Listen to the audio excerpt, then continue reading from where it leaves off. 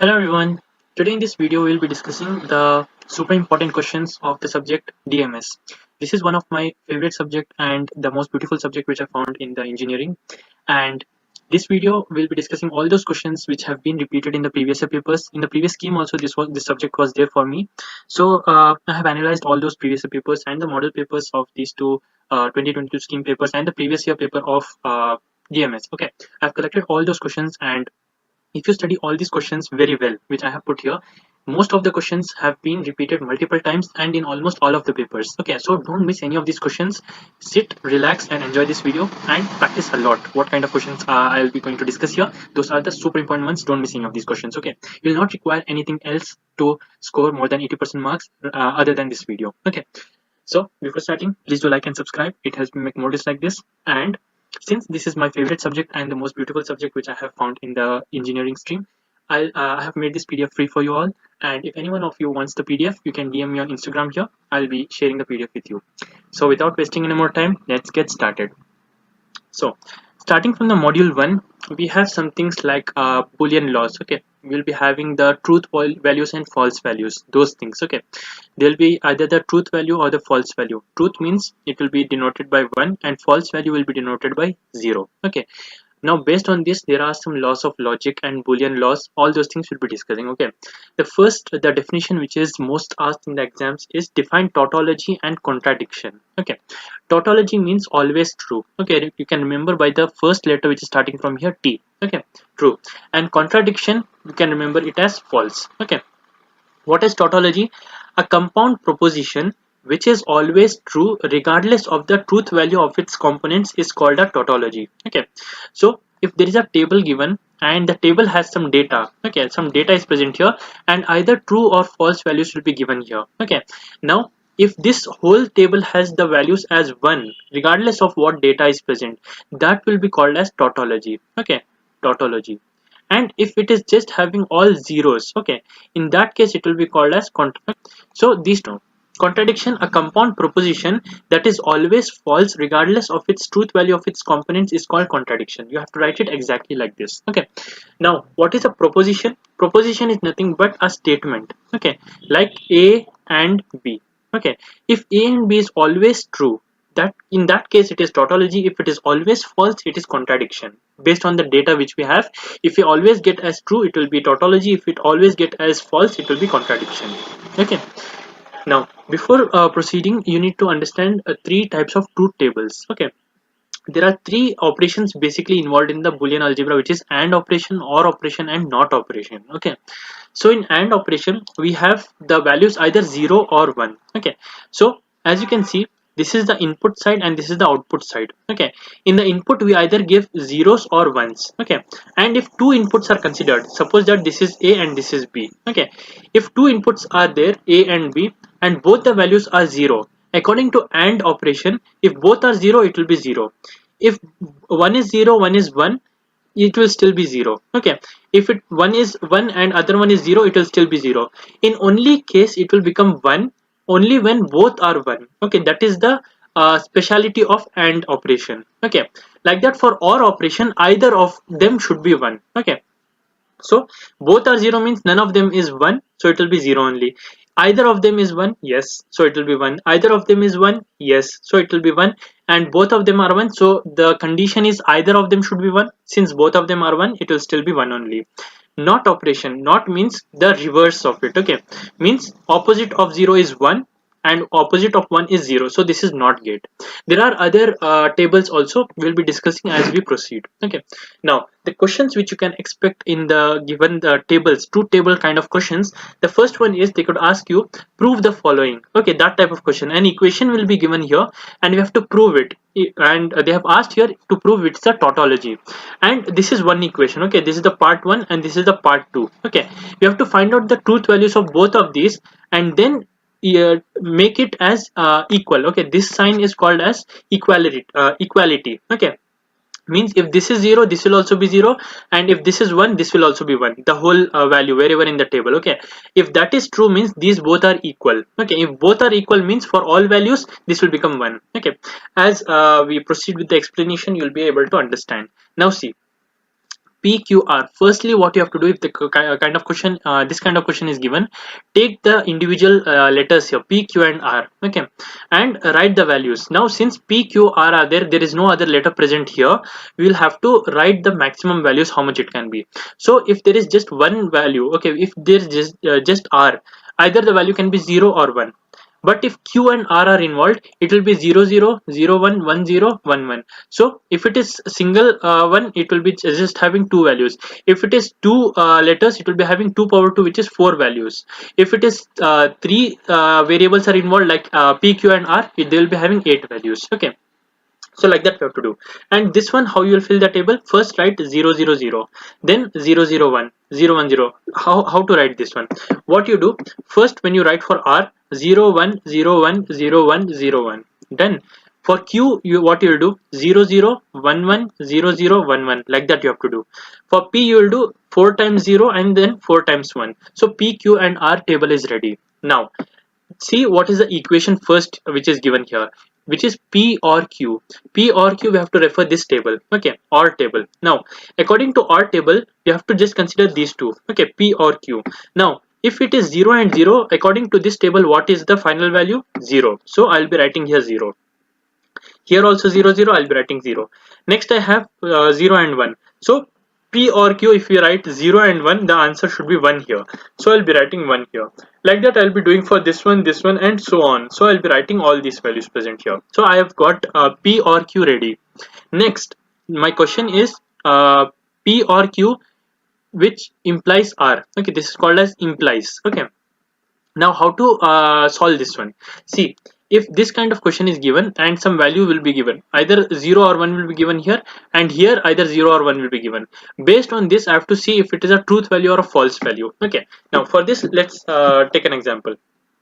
This value will be taken from here, 0, okay, and R value will be taken from here, this one, okay, for R values. So if 0 and 0 is there, what is the truth value of this and this? The truth value of this and this is this and this is 1. Okay, see, I'll make this table here also for the reference. If the implies operator is here, okay, I have to actually make it here. Okay, let's take for the implies operator. Okay, now see, for the implies operator, there will be 4 types of values. Okay, 0 0 0 1 1 0 1 1. Okay, now this is for the implies operator. Okay, for this, what we'll be doing is, if it is 0 0 means it will be true. Okay, 0 1 will also be true.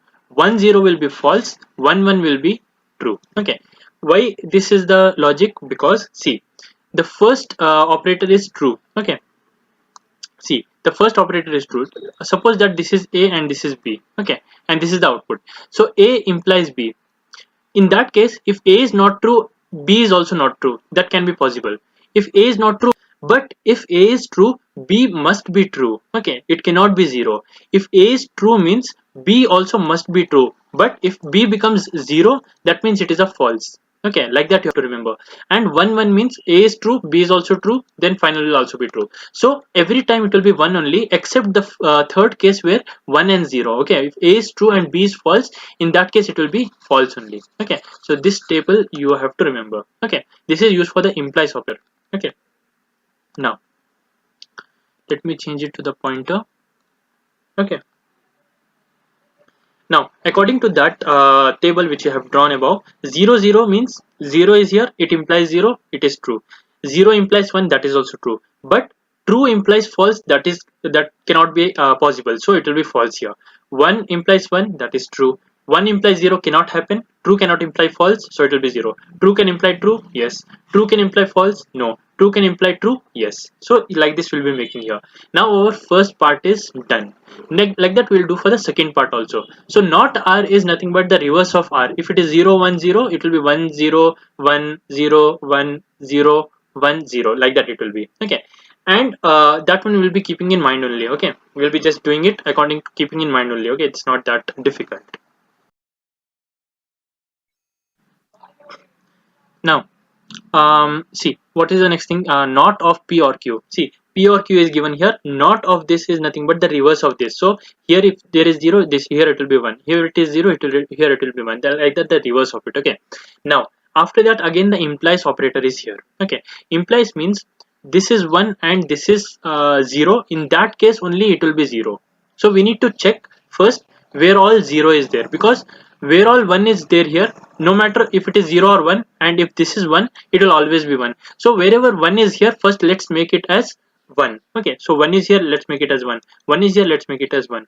So nowhere 1 is there. So for the remaining ones, it is 0 here. So if it is 0 means here, if not our value is 1, if not our value is 1 and this is 0, this is not possible, right? This is not possible. So there I'll mark as 0. Where not r is 1 and this is 0.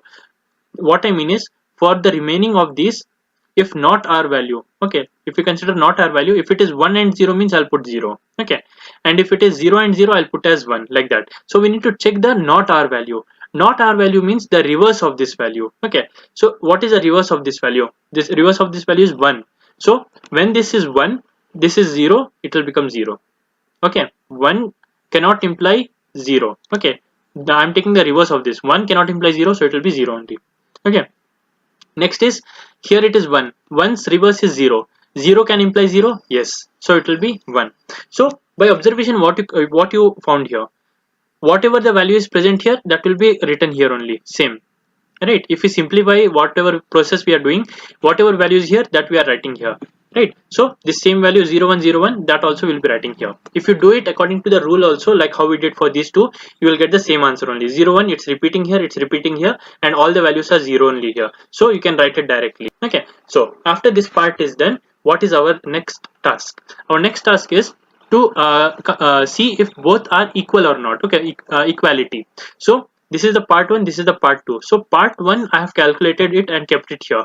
Let's take that as x. Okay, this whole thing I will take as x, and this one whole thing I have calculated and kept here. This one I'll take it as y.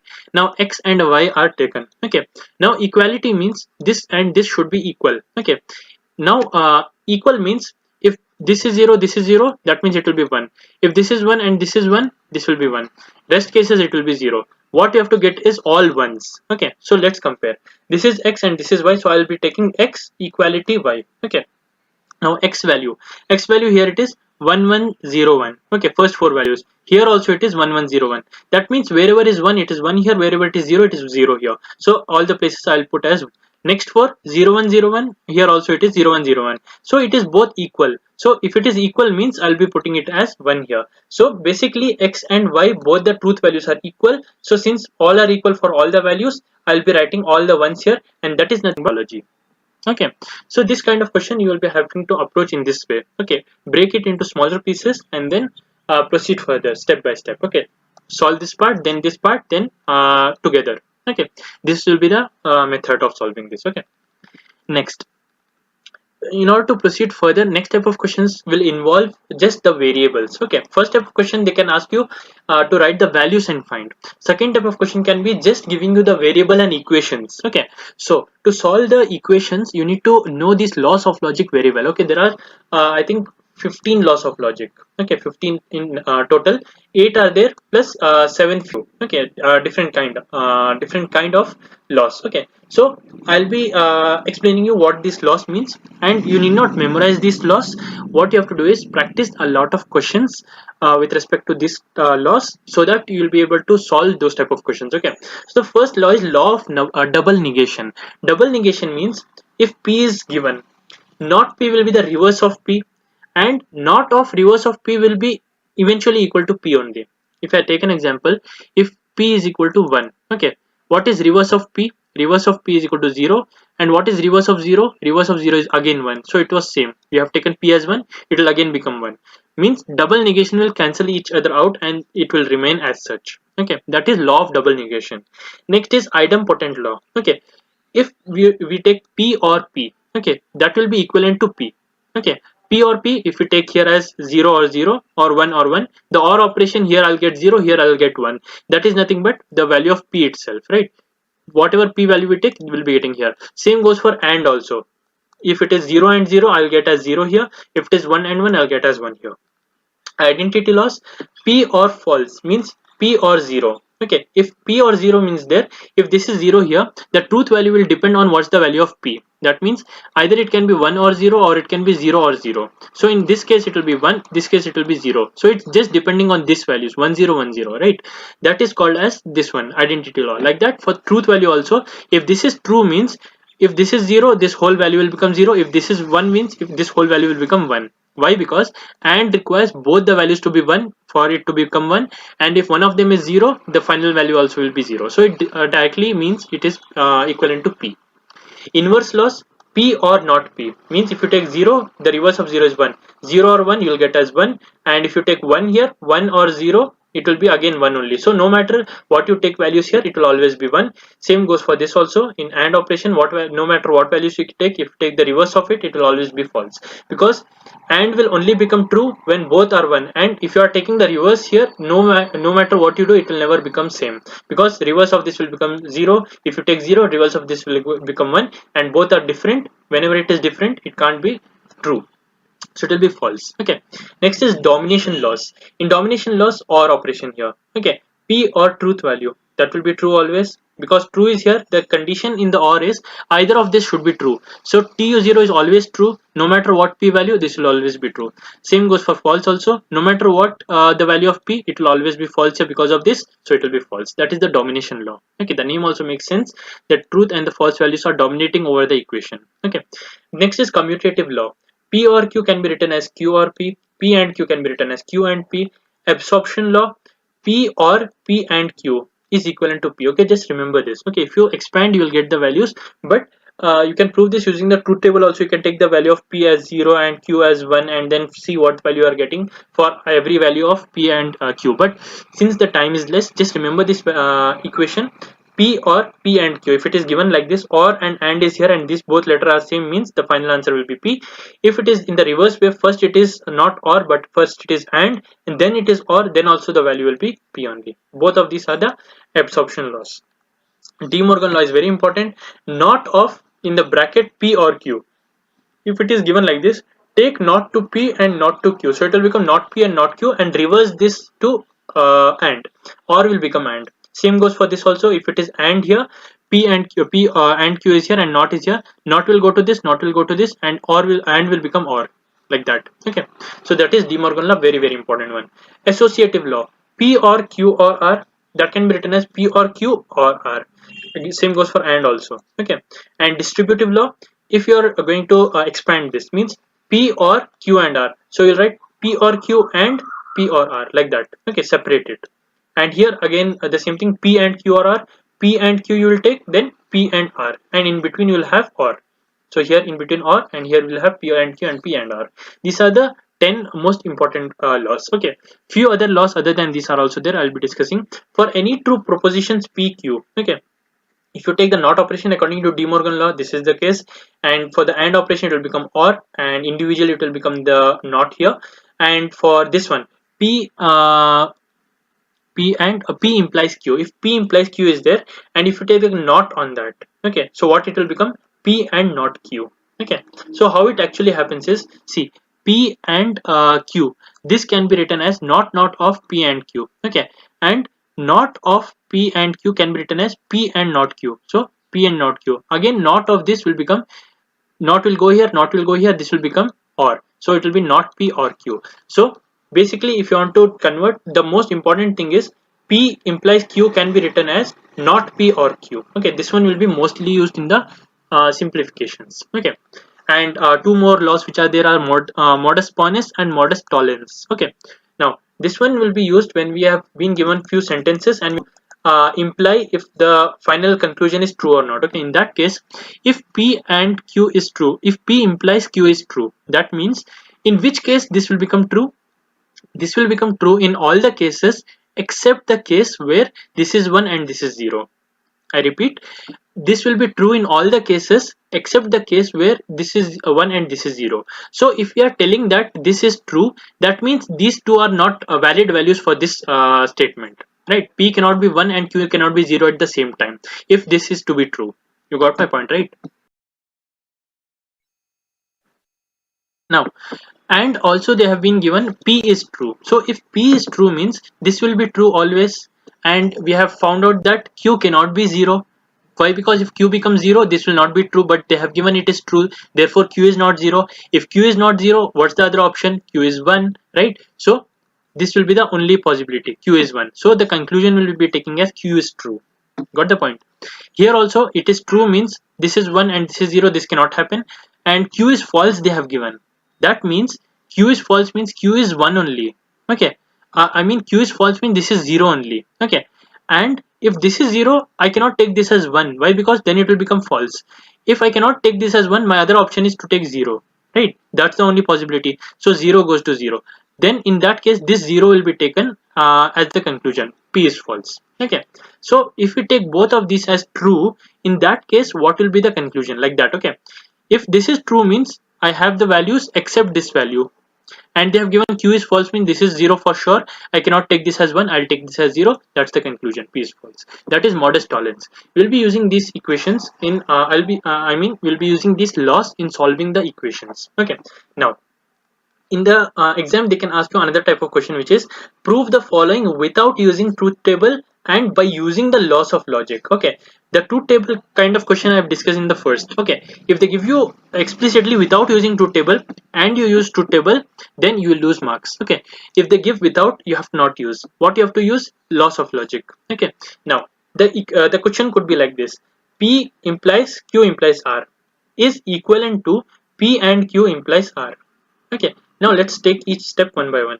P implies q implies r. Okay, if this equation is given, what we can take is this p can be written as, see, the basic equation I've discussed, which is p goes to q, can be written as not p or q, right? In the top, if you see, not p or q, p implies q can be written as not p or q. So if we take this as p implies q, it can be written as not p or this, right? The same thing. And this also internally, if we do not q or r, I can write it like this. Now since it is all the or operations, I can write not p or not q or r.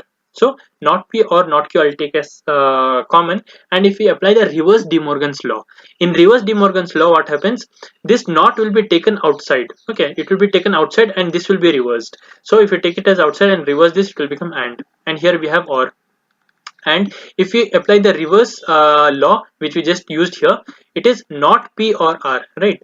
Not p or r, just assume, okay, it's not p and q, but for the simplification I'm taking not p or r. This can be written as, see, not p or r can be written as p or r, right? This one was the one which we used first. So this reverse, if we do, we will get p or r. P or r is nothing but, p is nothing but this one we have taken. So p and q or implies r, like this it will be. Okay, and this, if you see, this is the same equation here. Got the point? So like this you have to do using the laws of logic. Okay, so to excel in this, you have to solve a lot of type of questions of this kind. Okay, I'll discuss few, but then again you have to refer the notes or the place where these questions are solved. Okay, you can refer to them and you can find out the answers. Okay, I mean practice it. Okay, now the next one, not p and not q and r, or p and r or q and r implies r, means is equivalent to r. Okay, now let's take it separately. And is here, we need not expand this, we can just remove the brackets from here, that will be fine because it is same operation here.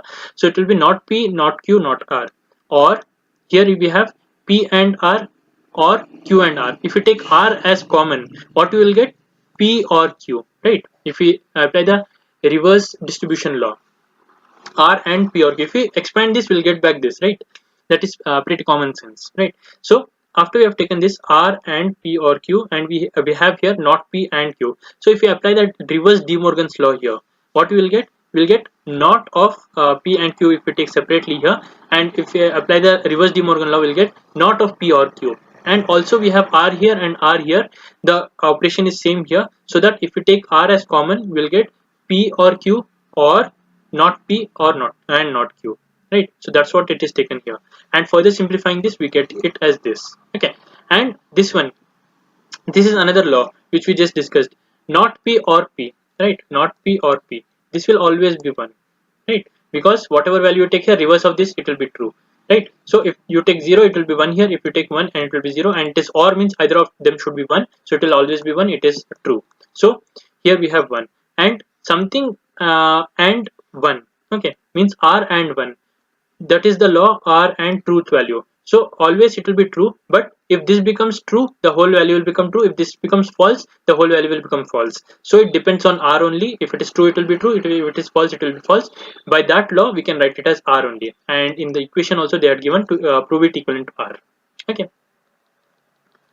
Another type of question, which is p implies q and not q and r, or not q, which is equivalent to not q and p. So here, if you observe carefully, I have to finally reach at the equation where q and p is only there and r I have to remove.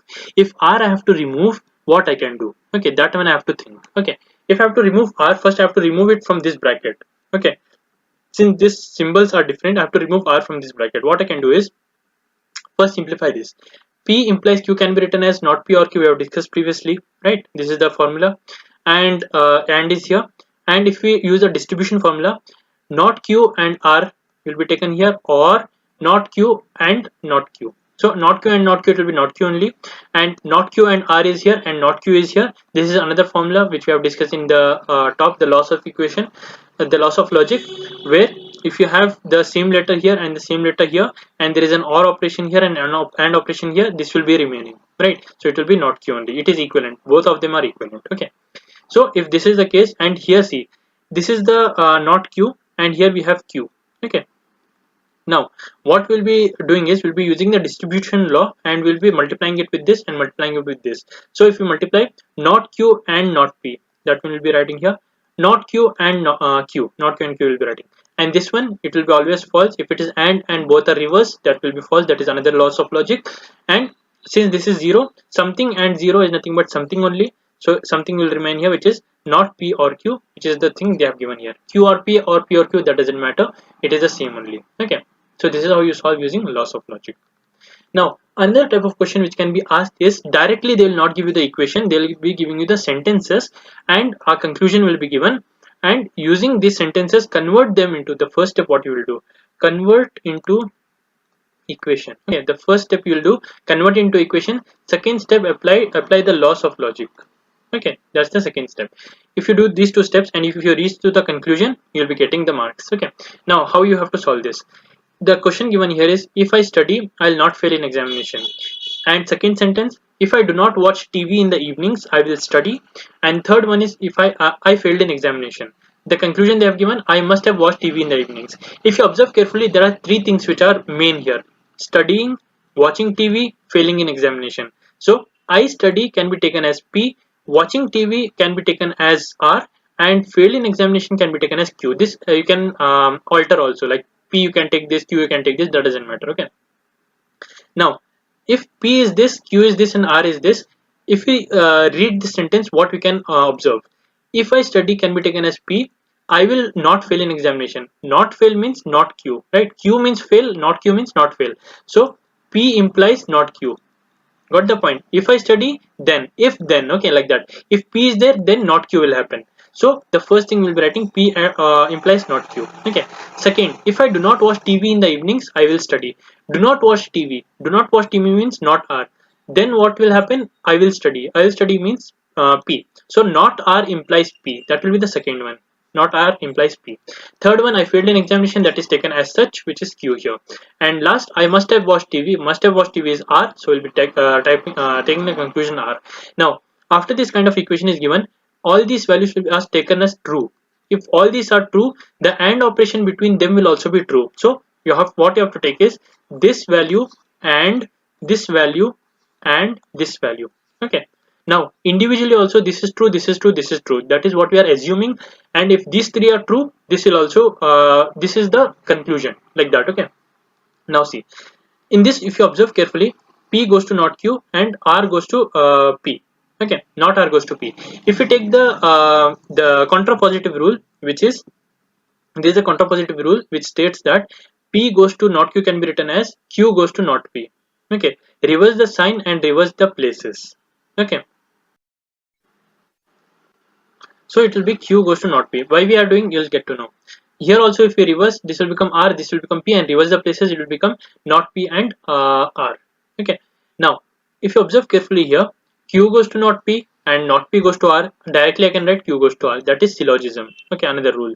And Q is here from the previous only. And if you remember carefully, if you have Q here and Q here, and this is and this is implies, in that case the remaining one will be this. If it was OR here, in that case remaining one will be Q. Okay, that is modus ponens rule. Okay, if Q goes to R is true and Q is true. Okay, if you go to the top, what was modus ponens rule?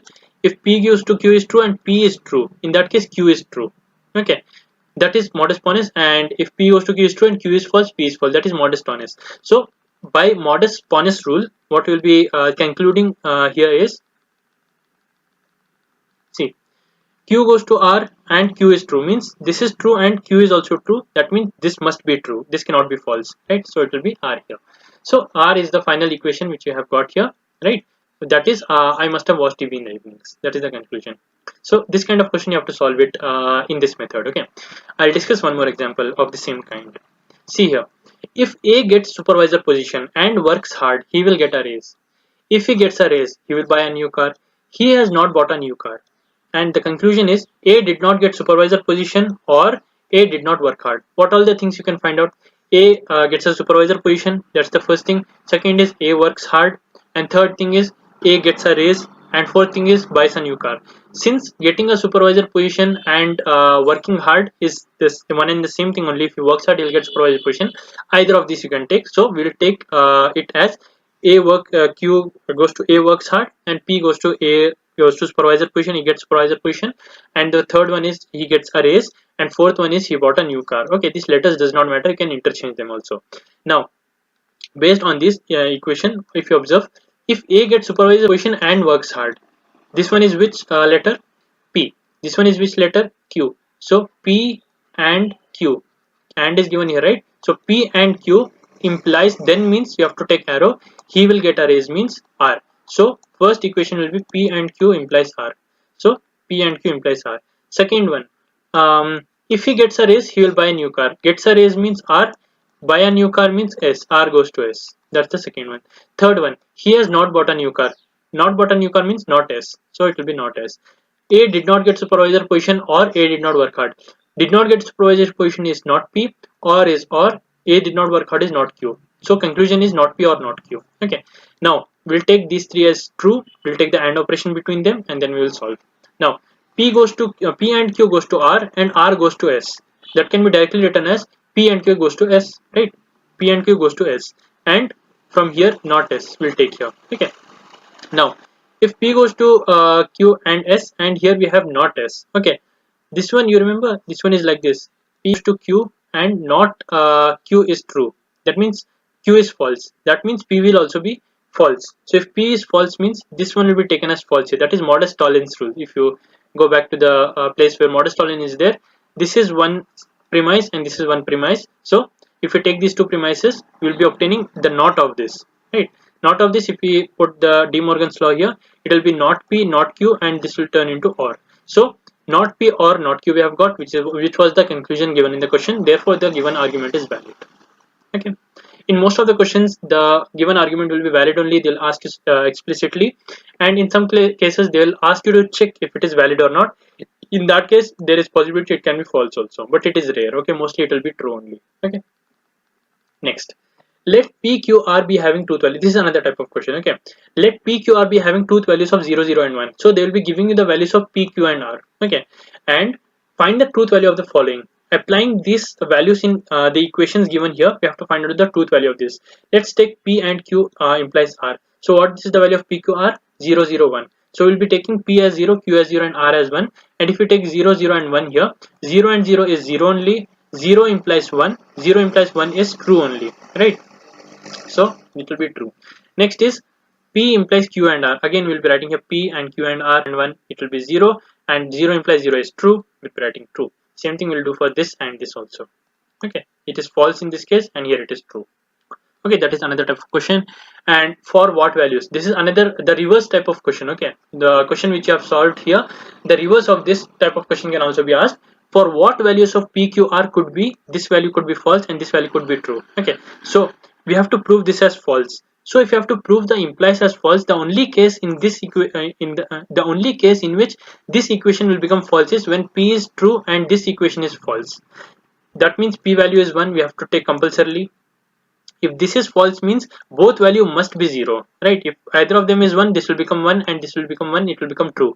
If it has to be false, means this both has to be false such that it will become 0 here, and p will take as 1 such that this becomes false. So this will be 1, this will be 0, this will be 0. That is our conclusion.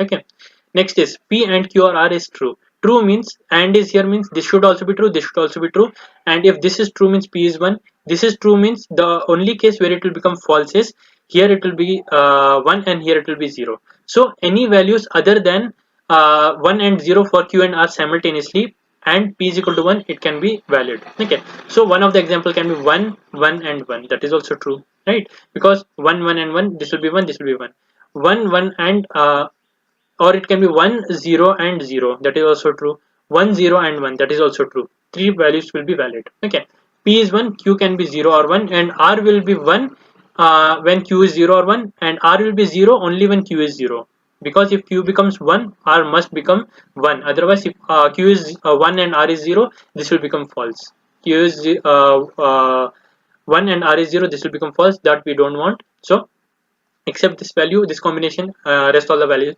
are true. So any of the values you can write. Okay, next type of question can be for some and for few. Okay, so this is called as for all. Okay, this operator for all x. Okay, means if we have a set, suppose we have a set of the numbers 1 to 10. Okay, if we take x from any of these numbers, we can call for all x present in the set, like that. Okay, and this value is called as sum. Okay, for some values of x in 1 to 10, they are even. That means 2 4 6 8 10 will be even. So in that case we'll be taking for some x. Okay, now for all x, p of x or q of x, here also we have been given few equations and conclusion is given.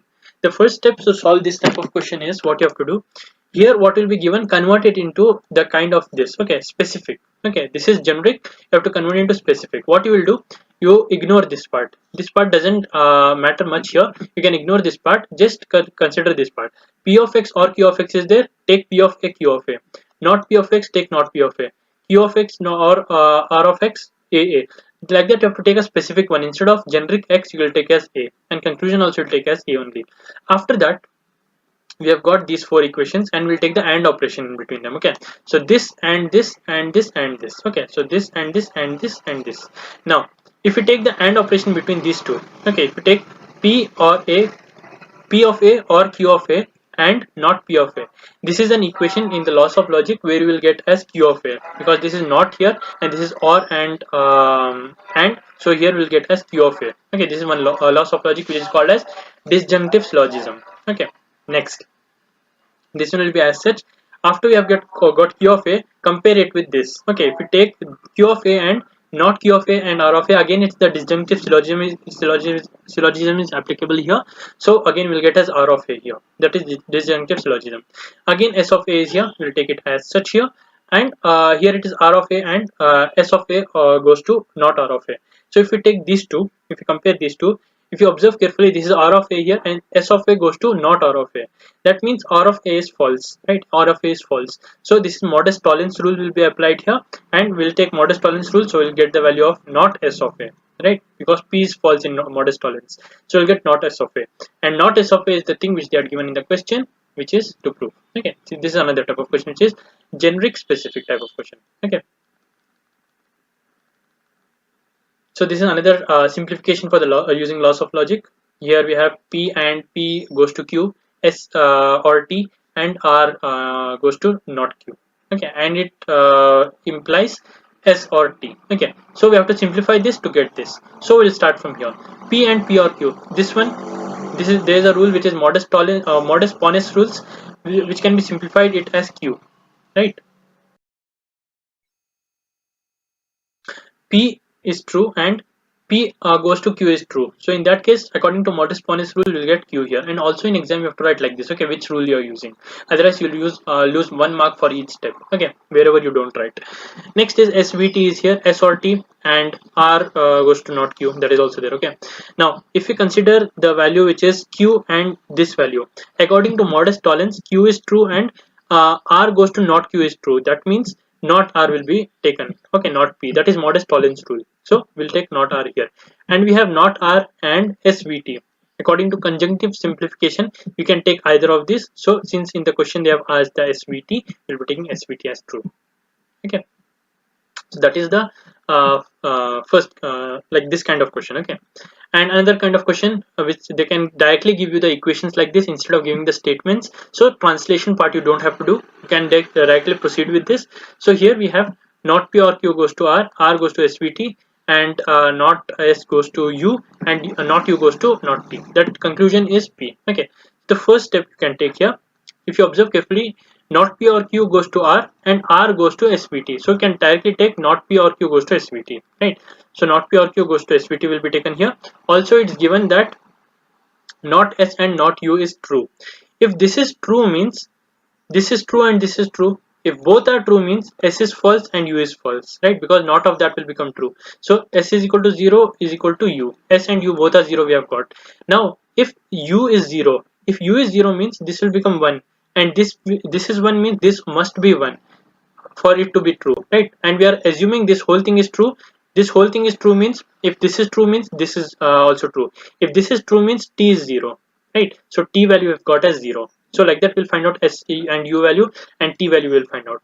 After we have done that, we will be taking the values in this equation. SVT will be taking 0 and 0. So P and Q goes to 0. That means this whole thing should be 0. If this whole thing is 0 means either this is 0 or this is 0, right? This whole thing is 0 means both are 0, right?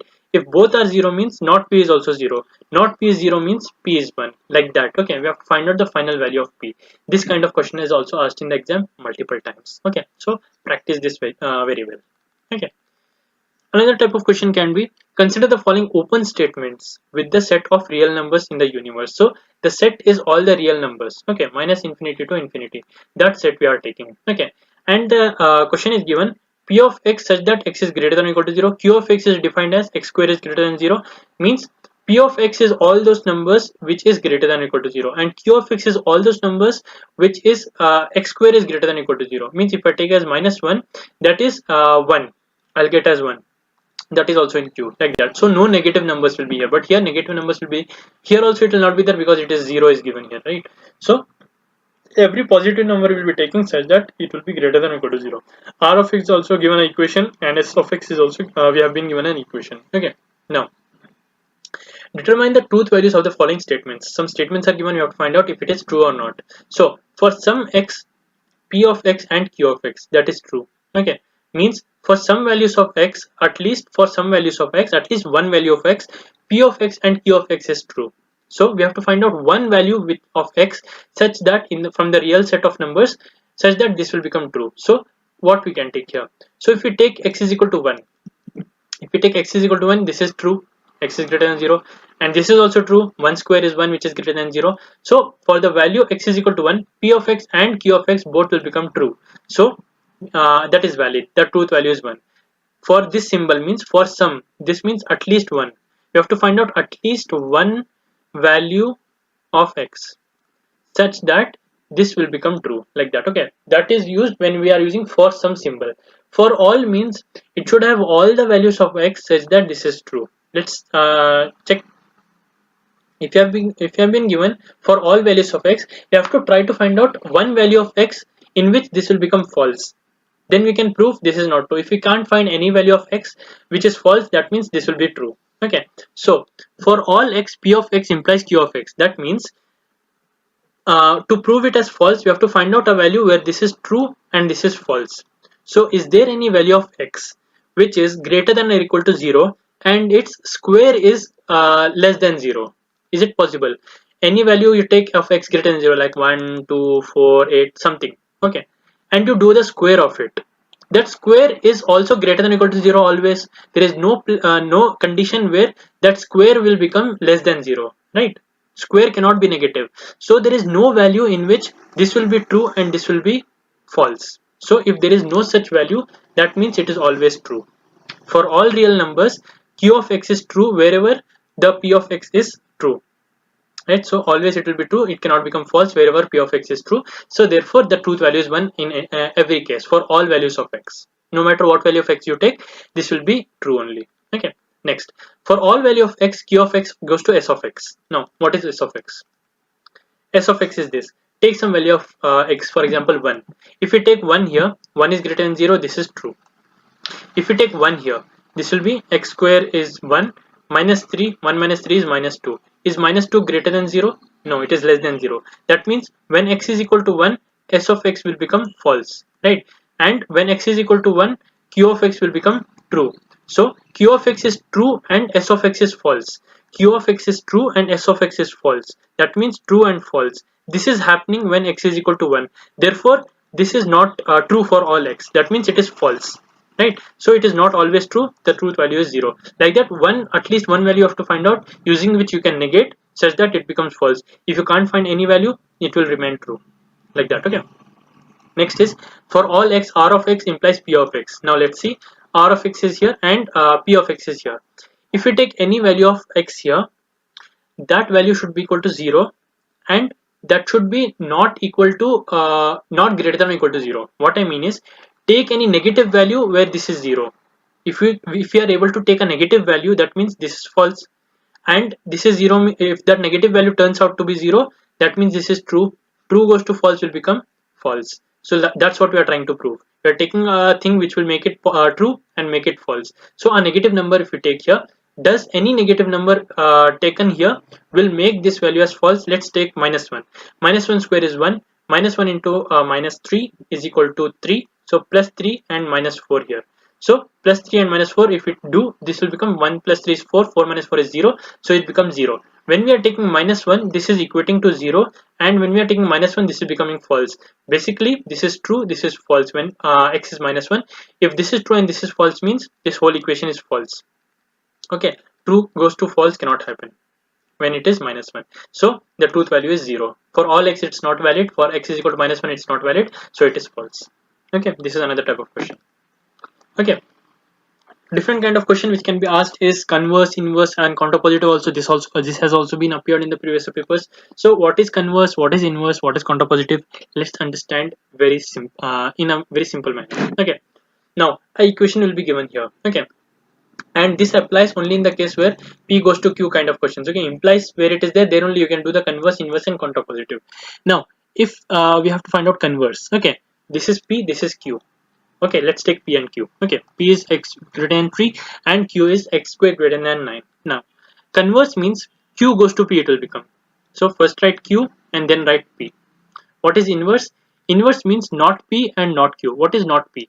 P is x is greater than 3, not p is x is less than 3. Okay, so here you write x is less than 3 and not q is x is less than 9. You can put equal also, that doesn't matter. Okay, so basically the examiner will be looking if you are able to understand what is inverse or not. Okay, next, contrapositive. Contrapositive means if p goes to q is given, you have to take not q goes to not p. So take not q and write here, take not p and write here. That is contrapositive. Okay.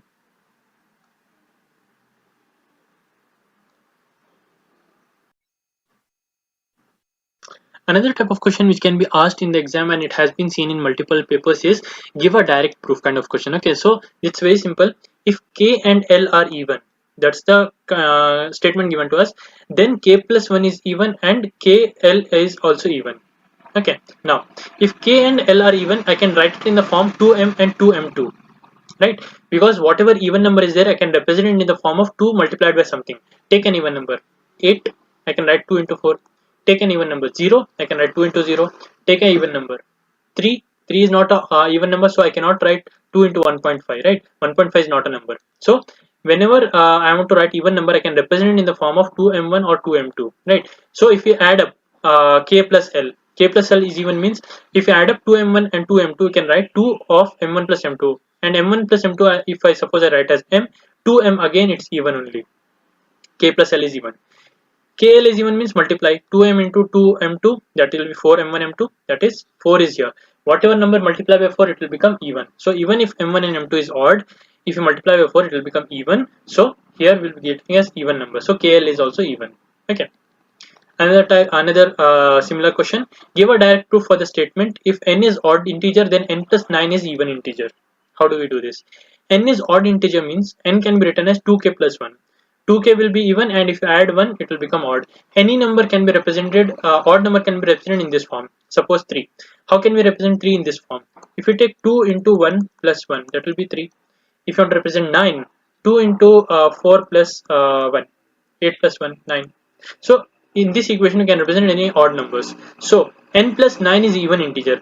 N is 2k plus 1. If we add plus 9, it will become 2k plus 10. 2k plus 10 can be written as 2 into k plus 5. So 2 into k plus 5 is 2k dash, which is another even number. So if n is an odd number, if you add 9 to it, it will always be even number. Okay. So this k dash will be k plus 5. Okay. That's all about the module 1. Practice all of these questions very well. Let's move on to the module 2. In module 2, the first type of question which can be asked is related to mathematical induction. Okay, so let's understand how do you solve the questions of mathematical induction. So let's take an example. This is from the previous year paper. Prove by mathematical induction that for every positive integer n, 5 divides n power 5 minus n. Okay, so there are few steps here. Okay, the first step what you have to do is whichever the thing which they have given to prove, that one you will take as p of n. Okay, p of n is 5 divides n power 5 minus n. Then we will take p of 1. In the place of n, we will be substituting 1 and finding 1 power 5 minus 1 is equal to 0. That is true. Okay. Next we will be assuming that p of k is true for all k is greater than or equal to 1. Okay. Now, p of k will be k power 5 minus k, right? So p of k will be 5 divides k power 5 minus k. Next, let's suppose if it's dividing, if 5 divides k power 5 minus k, in that case k power 5 minus k can be written as 5 into m, right? Because it is dividing by 5, so something multiplied by 5 will be giving this. So let's take that value as m. Okay. Next, you have to prove p of k plus 1. So p of k plus 1 will be nothing but, instead of k, we will be writing k plus 1. So it will be k plus 1 power 5 minus k plus 1. And next we will be expanding this. Okay, once we expand this, what we'll be getting is k power 5 minus k plus 5 into this value. So this value can be taken as m, and this value is already we have taken as 5m. You can take as m hash also, so it doesn't matter. So the thing which matters here is 5 is here, and here also it can be written as 5m. So it will be taken as 5 into m plus m dash. So it is proven that k plus 1 also we can take it in the form of it divides 5 divides it, right? So m dash will be equal to this. Okay, so p of k plus 1 is equal to true. Okay, like that we'll write. And since p of k plus 1 is equal to true, p of x is also true for all x is greater than or equal to 1. Okay. A similar type of question. For Fibonacci sequence, prove that f of n is equal to 1 by root 5, 1 plus root 5 by 2 power n, minus 1 minus root 5 by 2 power n. Okay. Now, for n is equal to 0, we will take first. Okay, that's the first step we have to take for n is equal to 0. For n is equal to 0, what is the value? F of 0 is equal to 1 by root 5, 1 minus 1 is equal to 0. Okay, means this value, when n is 0, the value here is 0. For n is equal to 1, the value we are getting as 1. Okay. Thus, the required result is true for x is equal to 0, x is equal to 1. Because Fibonacci sequence is nothing but the sum of previous two values. So, the first initial two values we need 0 and 1. That's why we took x is equal to 0 and 1. Okay. Now, we'll assume that p of k is true for all k is greater than or equal to 0. Now, to prove p of k plus 1, what we'll do? P of k plus 1 is nothing but f of k plus 1 is equal to f of k plus f of k minus 1. The Fibonacci sequence of a number is equal to the sum of previous two Fibonacci sequences, that is f of k and f of k minus 1. Next, we'll be substituting what is f of k here, and we'll substitute what is f of k minus 1 here. Now, as you can see here, there is 1 plus root 5 by 2. Here also there is 1 plus root 5 by 2. Here it is 1 minus root 5 by 2, 1 minus root 5 by 2.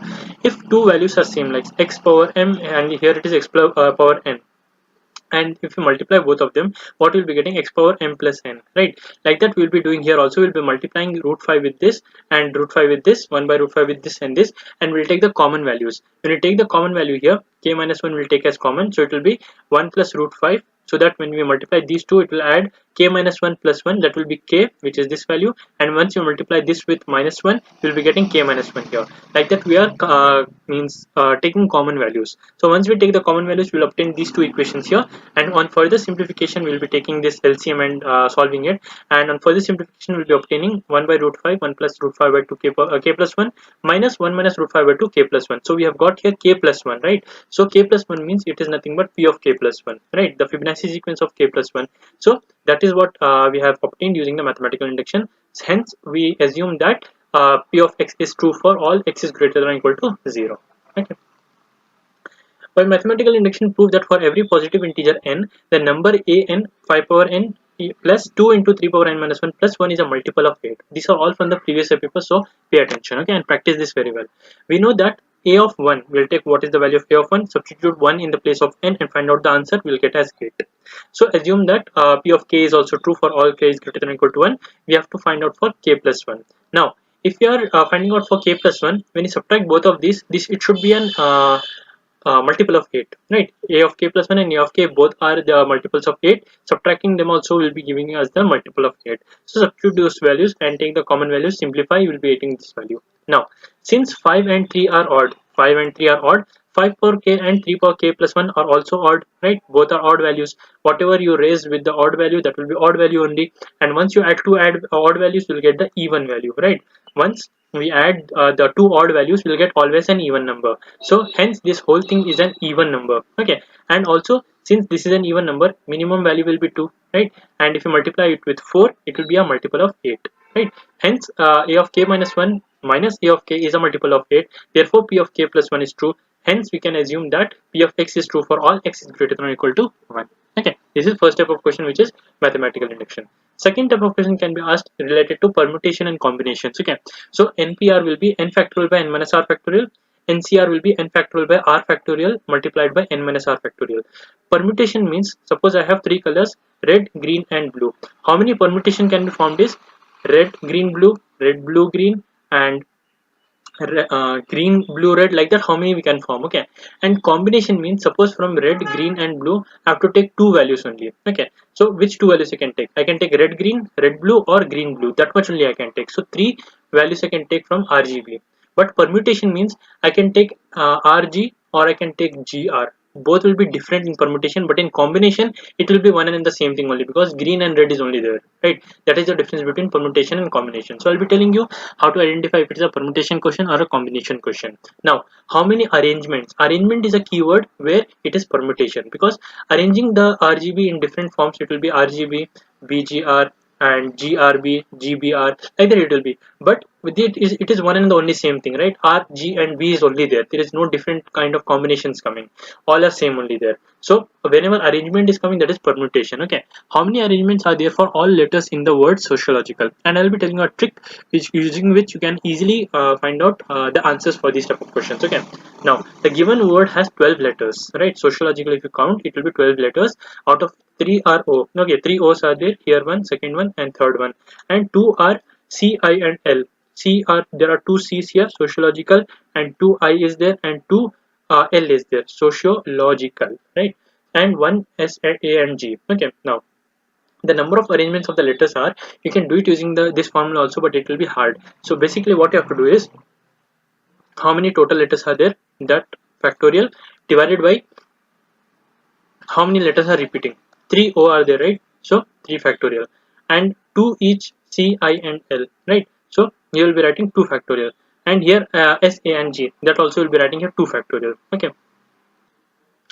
In this equation I have missed one thing. Okay, so I'll be telling you what is that thing I have missed. See here. The first thing what we'll be calculating is how many. I'll be rewriting this. Okay. See, the first thing what you have to calculate is how many letters are there. That factorial. Okay, 12 factorial. Now after that, O has been repeated 3 times, right? Each letter, how many times it repeats, that much factorial you have to take. O has been repeated 3 times, so 3 factorial. C has been repeated 2 times, so 2 factorial. I has been repeated 2 times, so 2 factorial. L has been repeated 2 times, so 2 factorial. Actual and factorial, that doesn't matter. So you'll be writing this much, and you'll be calculating. You will be getting 9 and 7, 9, 200. Okay. So this is how you will be solving the repetition question. Okay, so let's move on to the next one. How many of the arrangements in A and G are adjacent? In how many of the arrangements all the vowels are adjacent? Two questions are asked here. The word is same, sociological, but the question is in how many of these arrangements A and G are adjacent? Adjacent means A and G together. Okay, so if we rearrange the letters, in how many of the rearrangements A and G come together, that much you have to, that value we have to find. So what we will do is A and G we can take it as single unit X. Okay, so in the word sociological, it can be written as sociological, and A and G are present inside X. Okay, since they are together, we have taken it as X. Now, how many letters are there? 11 letters, right? And how many repetitions are there? O has been repeated 3 times, so 3 factorial, and L has been repeated 2 times, so 2 factorial. I has been repeated 2 times, so 2 factorial. Okay, and there is no other 2 factorial. Why? Because okay, see, L has been repeated 2 times, I has been repeated 2 times, O has been repeated 2 times, and o has 3 times, but C has been repeated 2 times, right? So it will be actually another 2 factorial will be there. Okay, another 2 factorial. Okay, so this is 11, and this is for O, this is for L, this is for I, this is for C. Okay, now this many ways will be the final answer.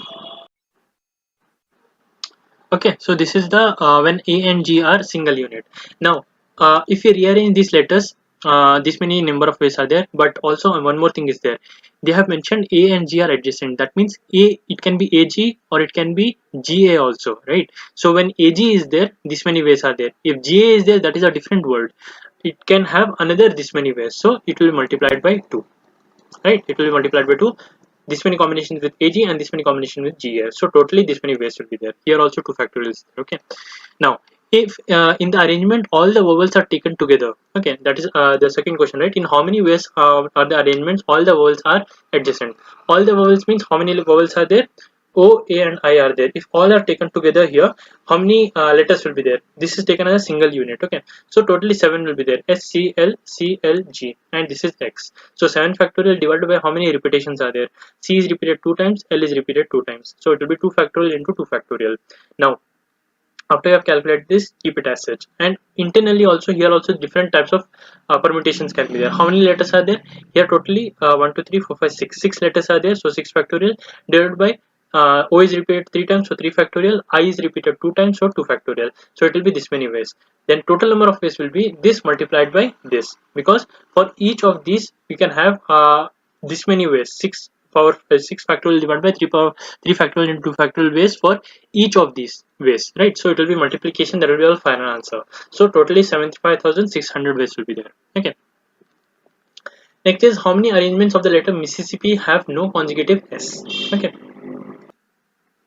now no consecutive S, if they ask you this type of question, first you have to find out how many are there with S, consecutive S, and then subtract it. Okay, so the number of letters in a given word is 11 in Mississippi, in which 4 I are there, and S also are 4, and 2 P are there, and 1 M is there. Okay, so I is equal to 4, S is equal to 4, P is equal to 2, M is equal to 1.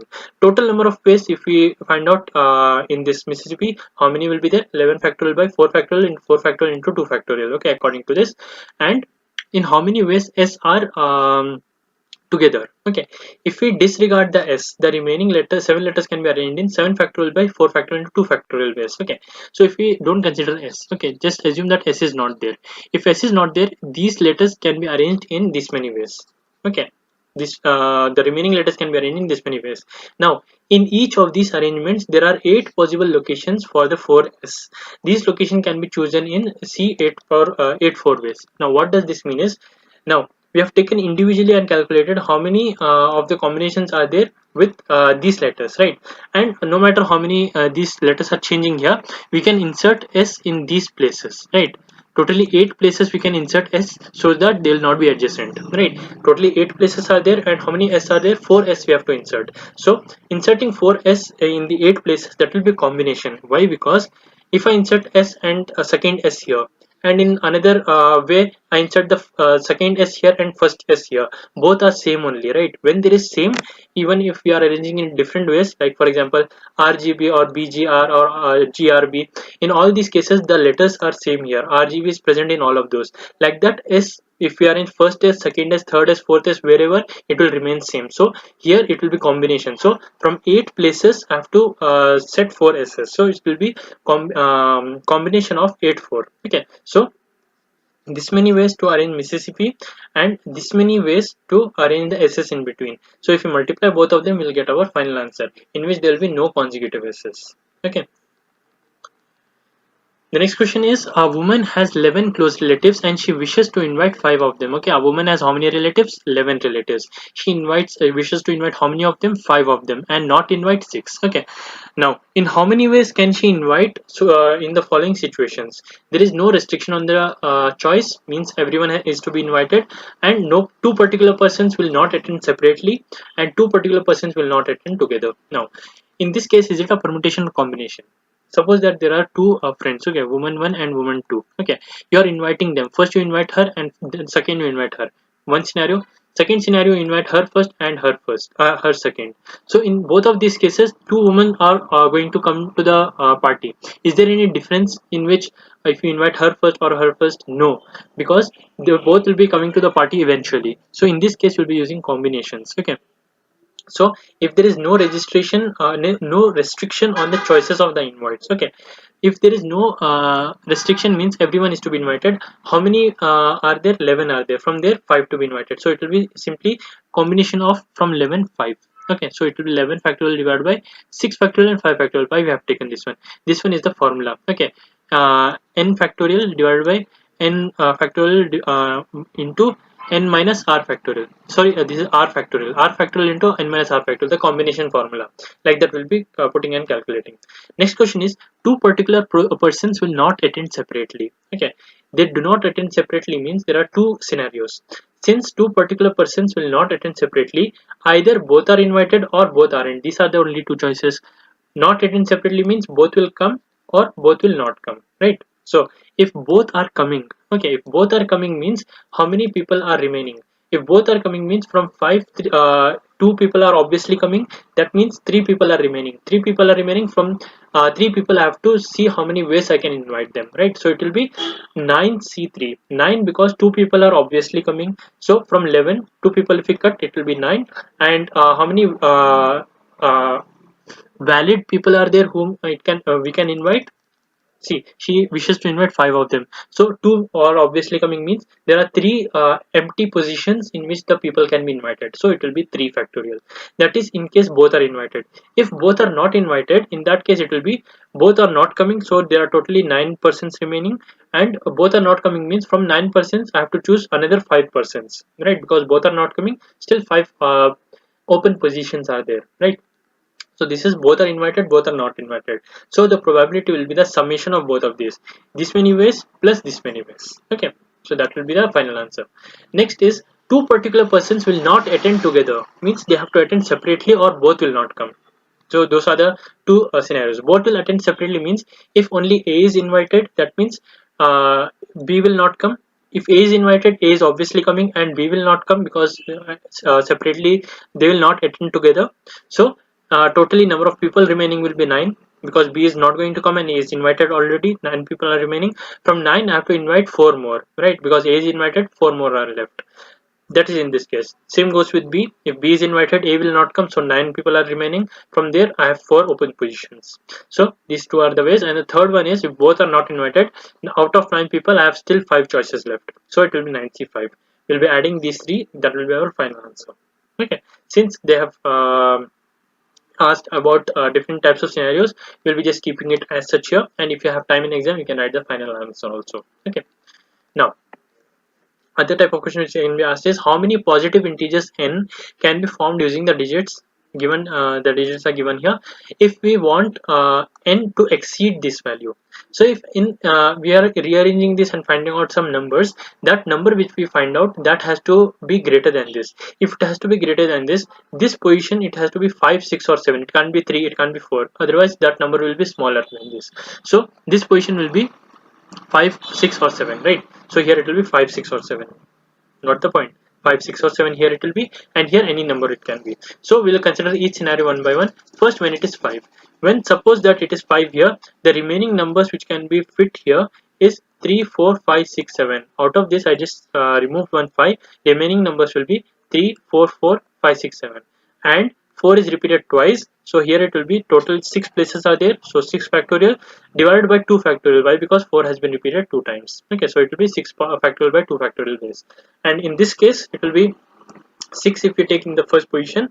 Here the remaining numbers will be 3, 4, 4, 5, 5, 7, right? 3, 4, 4, 5, 5, 5, 7, 2 times 5.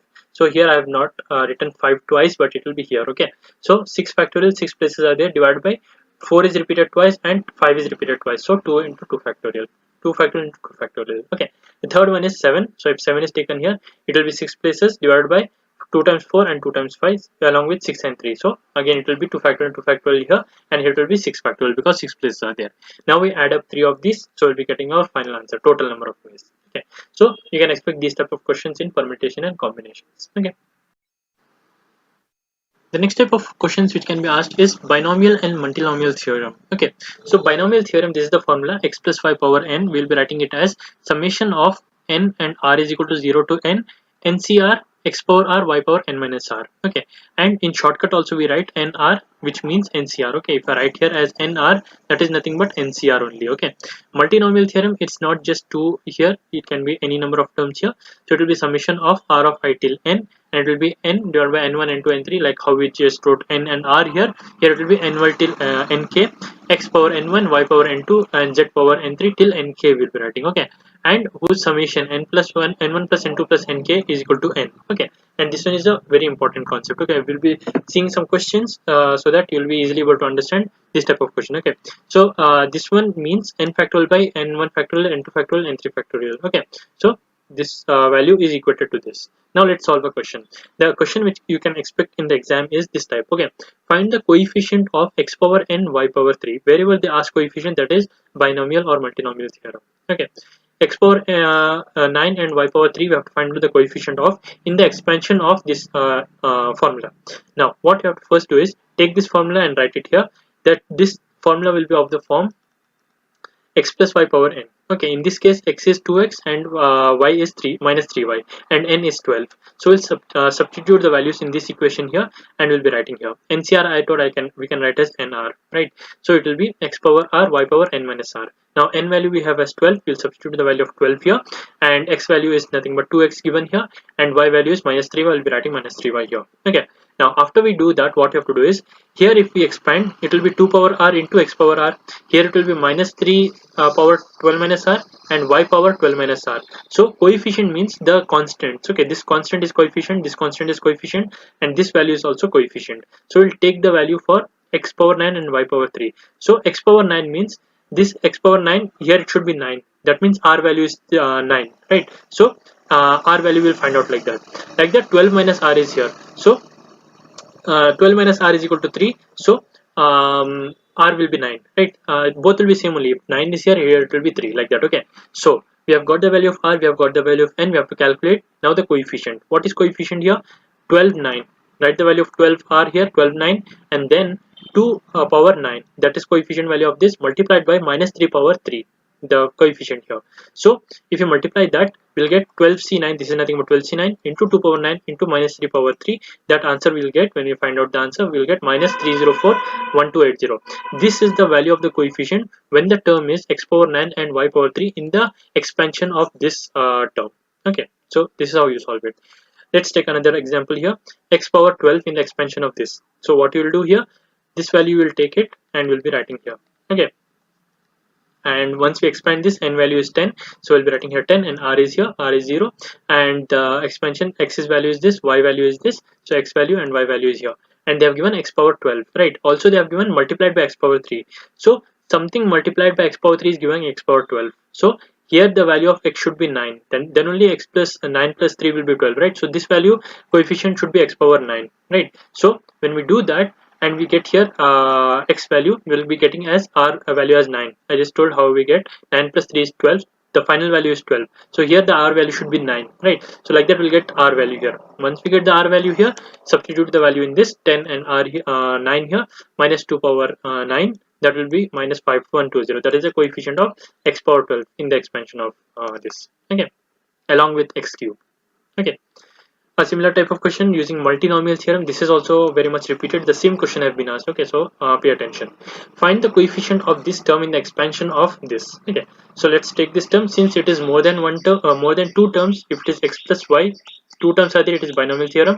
If it is more than that, it is multinomial theorem. Now, this one, if you refer the top where you have shown the multinomial formula, here it will be the total value, which is 16 n value, and here it will be n1 till n5 because 5 terms are there, and here it will be a power n1, 2b power n2, like each of these will take, this is power n3, this power n4, this power n5, and if you add up n1 till n5 we'll get as n value, which is 16. That was also discussed in the introduction to this topic, right?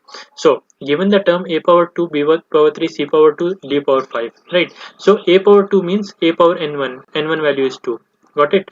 B power 3 means b power 3, n2 value is 3, got it? C power 2, n3 value is 2, d power 5, so n4 value is 5. Now how did I find out the value of n5?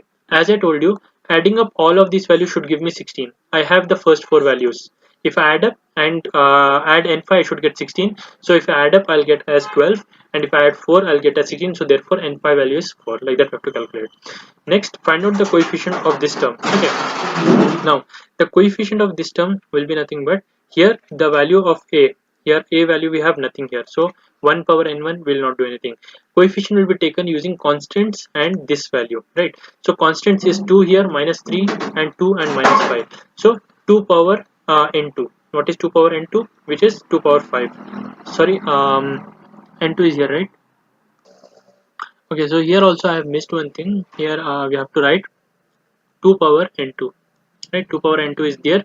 That will also be a valid one. So 2 power n2 is nothing but 2 power 3, right? So here also 2 power 3 will be there. Okay, just for your reference, 2 power 3 will be there into 2 power 5. Okay, 2 power 5 I have taken from here. This 2 raised to n4. n4 value is 5, and 3 power 2. 3 power 2 is taken from here. Minus 3. Anyways, n3 is square. So minus 3 square and 3 square both are same. So it is 3 power 2, and 5 power 4 from here. Minus 5 and n5 is 4, so minus 5 power 4 and 5 power 4 both are same, so just have taken as 5 power 4 into this value. This value is nothing but 16 divided by n1 factorial into n factorial till n5 factorial. This also I discussed in the starting of this topic, right? If this value is given, how to find out the answer, right? If I just again show you for quick reference, see, if this is given, that means n factorial by n1 till n3 factorial, like that. Okay, so once we calculate those values, multiplying them, we'll be getting a final answer. Okay, we'll get the final answer, which is this one. Okay, so if you want, you can calculate or keep it as such, also you'll get marks. Okay, next type of question which can be asked is combination with repetitions. Okay, now in these two things will be given. One is places, one is distinct items, and always the greater number which is there, that is R. Okay, you have to find out from the question R value and N value, and just substitute in this equation. That's all you have to do. Okay, you can easily score 7 to 8 marks. Now whichever is greater value, that will be R value. R will always be greater than N. Okay, and N is the number of places and R is distinct items. Let's have a look at a question. In how many ways can we distribute 10 identical marbles among 6 distinct containers? Which is greater, 10 or 6? 10 is greater, therefore R is 10 and N is 6. Like that you have to first write and after that just apply this formula. N and R you substitute here and find out the combination of that. So it will be C 15, 10, which is 3003 ways. That much only you have to do. Okay, let's take another example. In how many ways can one distribute 8 identical balls? One value is 8 into 4 distinct containers. Another value is 4. So which is greater? 8 is greater. So R is 8, N is 4. This is the first thing you will be writing.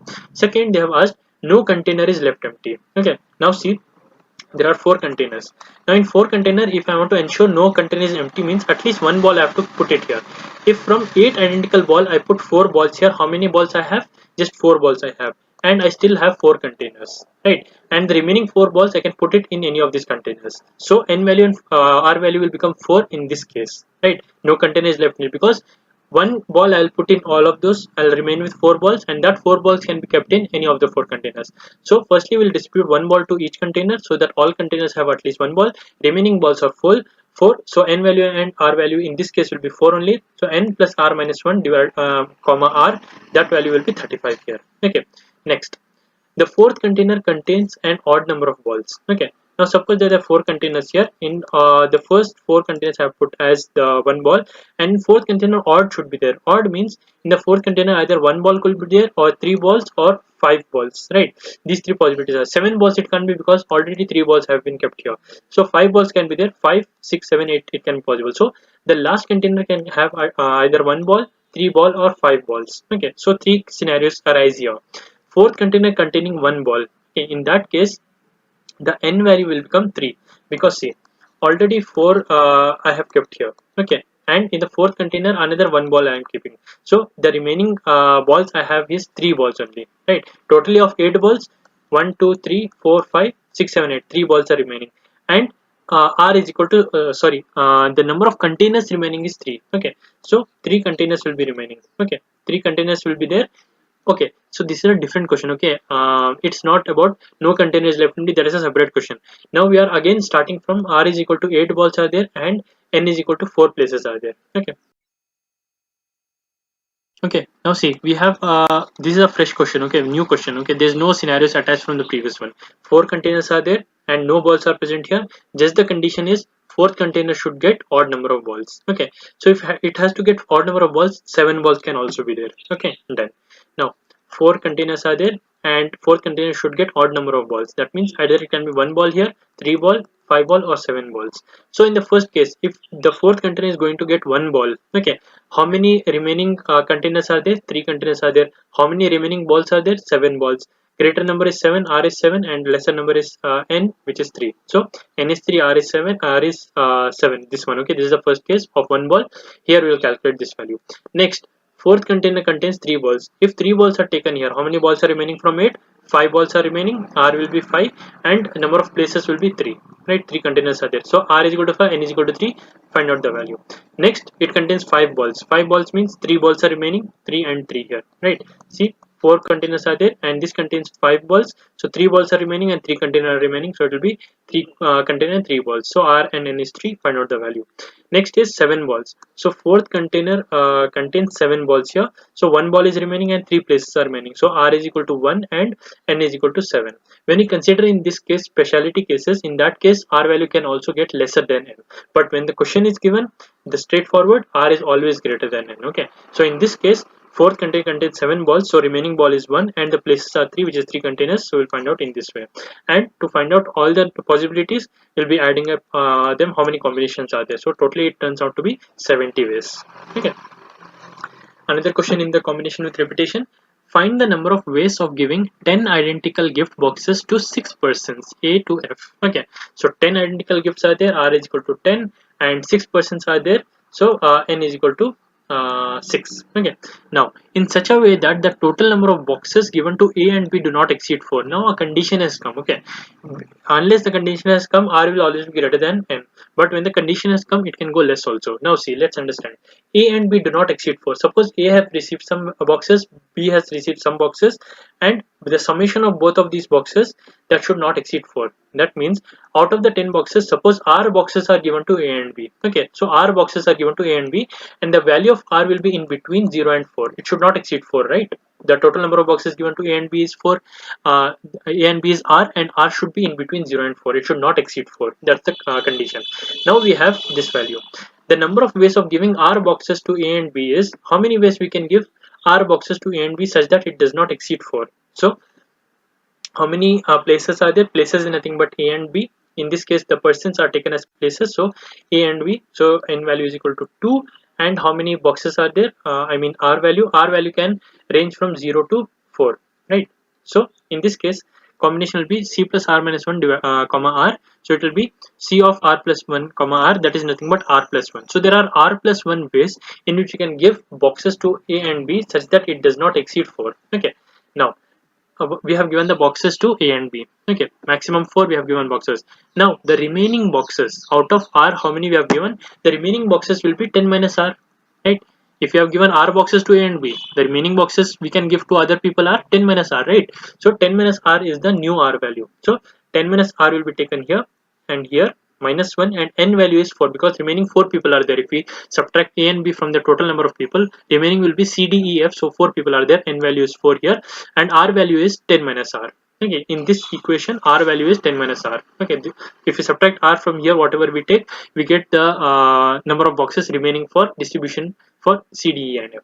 Simplifying it, we'll get this value. Now consequently, the number of ways in which r boxes may be given to a and b and 10 minus r boxes given to c, d, e and f. Now if we combine both of these, we'll be having to multiply. This is the number of ways we can give to a and b, and from each way in which we give to a and b, in that we can give in this many ways to c, d, e and f. Okay, suppose that there are 3 ways in which we can give to a and b. So in each of these way I have this many ways I can give to c, d and f. In the second way also I have this many ways. In the third way also I have this many ways whenever I give to a and b. So this many ways multiplied by this many ways will be giving us the total number of ways in which we can distribute according to the conditions given. Okay, now also it has been given r can be ranging from 0 to 4. So if it is 0, there are some ways. If it is 1, there are some ways. Like that till 4 also there are some ways. Total number of ways will be, when it is 1, how many ways are there, plus when r is 2, how many ways are there, plus when r is 3, how many ways are there, till r is equal to 4, how many ways are there. That one we will be doing. Okay, so that will give us the final answer. Okay, so this is these are type of question you can expect in the exam from the module 2. Let's move on to the module 3. So in module 3, the first type of question could be asked, or which could be asked, is functions question. Okay, this is a highly repeated one. Okay, the same question has been repeated many times. Okay, so practice this very well. Now let a function be r to r. Now how a function is defined is, there will be a set of values, there will be another set of values like 1 2 3 4 till and here also 1 2 3 4. One is mapped to 1, one is mapped to 2, one is mapped to 3. This is a function. Okay, this is x value, this is y value. Like that will be mapped from one function to another function. What they have given is, a function is defined from real numbers to real number set. Be defined by f of x is equal to, now f of x means x values are given here, f of x is this value output. Okay, that is nothing but y. So if x value I take here and apply a equation, what answer I get, that I will be mapping it. For example, if I take as 1, now I will check 1 is less than 0, no. It is greater than 0, yes. If 1 is greater than 0, when I take x value as 1 here, it will be 3 into 1 minus 5, that will be minus 2. So in this mapping 1, I will be mapping it to minus 2 here, like that. Okay, when it is greater than 0 and what numbers it is less than 0, I'll apply this formula and find out an answer and map that value to that answer. Okay, now this thing is given, definition is given of the function.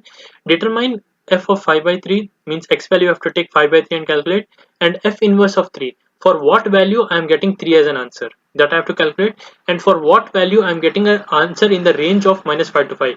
In which range, if I take x, I'll get the values of answers in the range minus 5 to 5. Let's take each one by one. The first thing you have to calculate is f of 0. Okay, f of 0 means substitute here as 0, and 0 will be applicable in this place. When x is 0, this one will be taken. So minus 3 into 0 plus 1, that will be equal to 1. When f value is f of 0 we are getting the value as 1.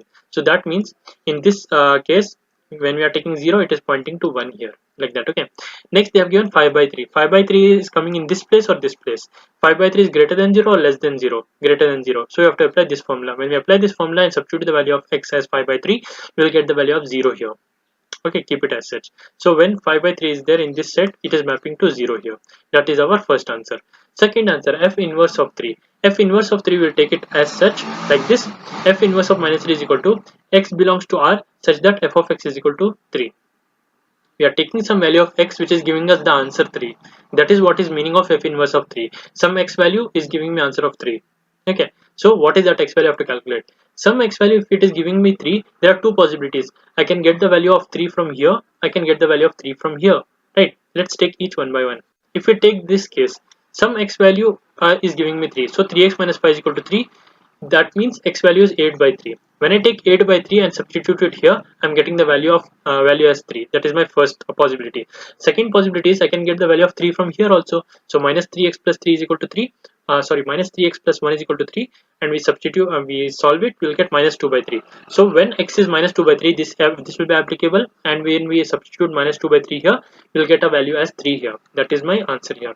Okay, minus 2 by 3, when you substitute, I'm getting value 3 here. So the answer for f inverse of 3, which x values I take such that I get the answer as 3, that is 8 by 3 and minus 2 by 3. So this is my second answer. Third answer is, in what range of values if I take, I'll get the answers in the range minus 5 to 5. So here also I'll do the same thing. Minus 5 to 5, I'll take the possibility, maximum and minimum limit. So there is a x which I am taking such that f of x will give me answer in the range minus 5 to 5. Now f of x can be taken from this or this, right? Both of these. So we'll take f of x first in this equation, then I'll take f of x in this equation. So we substitute this value in between here like this and add 5 throughout. So it will be plus 5 here, and here it will be plus 5, and here it will be plus 5. So it will be 3x, it will be 0 less than or equal to 3x less than or equal to 10. Now 3x less than or equal to 10 divided by 3, so it will be 0x is less than 3. Keep it less than 10 by 3. Keep it as such. You have to get x here. Okay. Next, we'll do the same thing for minus 3x plus 1 also. When we do that here, minus 3x plus 1, and we add minus 1 throughout, so that this is cancelled and divided by 3. So we'll get divided by minus 3, so we'll get x here. And also you remember, when you divide minus values, when you divide in this type of equation, linear inequality, this sign will change when you divide by minus values. Okay, so this will become reverse. Okay, and we'll get this value. Now we have x value of the in the range minus 4 by 3 is less than x is less than 2, and also x is 0 to 10 by 3. We will take the maximum limits minus 4 by 3 to 10 by 3. That is our answer. Okay. If you do not understand what this means, see, according to this answer, the range is minus 4 by 3. If we map it, okay, let's take it. I'll explain it here only. See, if this is the scale, minus 4 by 3 will be somewhere here, and they are telling that in this answer, the x value is in between minus 4 by 3 and 2. Suppose that 2 is here, so x value is lying somewhere in between. Okay, so this is my x value. Okay, the x value, the range is in between minus 4 and 2. Okay, so this is my x value.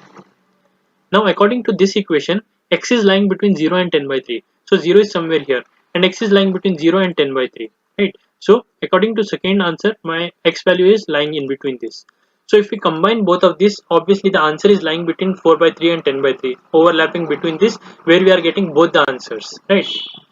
This answer and that answer also. So basically the range is anyways minus 4 by 3 to 10 by 3. So that will be my final answer. Okay, so I'll be writing the range here, minus 4 by 3 to 10 by 3, and it is included also. Why? Because see, you will be writing this kind of bracket when it is included, right? Or else you will be writing it like this if it is not included. 10 by 3 here also, 4 by 3 is also included, so it will be 4 by 3 since it's equal here. Okay, this is another type of question which you can expect in the exam. Okay, next. Let A is equal to ABCD and B is equal to 1, 2, 3, 4, 5, 6. Now, how many functions are there from A to B? Okay, that's the question. Now, A to B can be considered as two sets. Okay, let's take two sets. One is A, which has the values A, B, C, D, and second one is B, which has 1, 2, 3, 4, 5, 6. The second thing they have asked is how many of these are 1, 1, how many of these are on 2. Okay, so let's discuss what is the meaning of 1, 1 and what is the meaning of on 2. Okay, so firstly we will take the sets here. See, this is A set, this is B set. Okay, this is B set. Now we are mapping it like this. Okay, what is 1, 1, what is on 2? Let's discuss. Now see, the value of A is m is equal to 4, means are present here 4 elements, and in B how many elements are present? 6 elements. So n will be equal to 6 power m.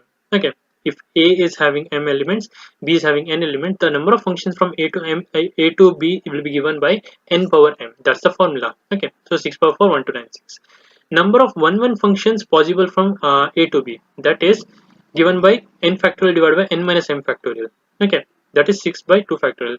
1, 1 means for each value of A, if I put it in the B, how many combinations I can put it. Okay, just use this formula, you will get the answer, and in this case it is 360. Okay, like that. How many are onto functions?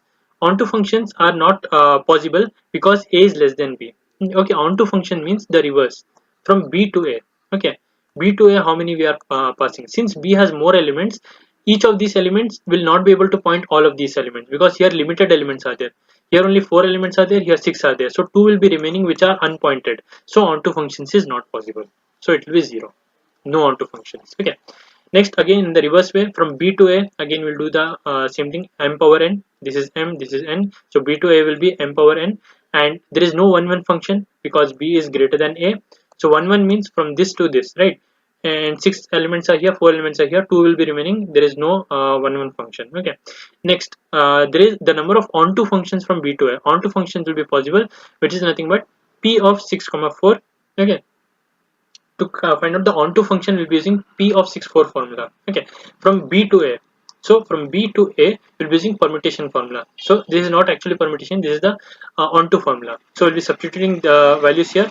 Here we'll be substituting the values of 4 here, and the m and n values. Okay, the m and n values you have taken here, those will substitute it here, and we'll calculate the answer. Okay, so we'll get as 1560.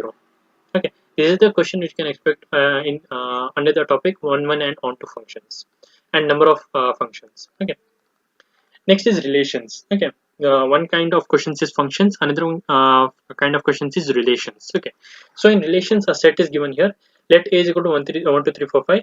Define a relation R on A to A. Okay, means the relation is defined as A to A only. Means in the same set it is pointing to. Okay, by x1 y1 relation x2 y2 if and only if x1 plus y1 is equal to x2 plus y2. You have to select two numbers x1 and y1 such that if we add up, and another two numbers x1 x2 and y2, if we add up, the answer should be same. Then only it will be called as a relation.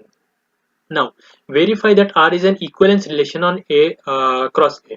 Now in equivalence relation we have to prove three things. Okay, three proofs we have to give.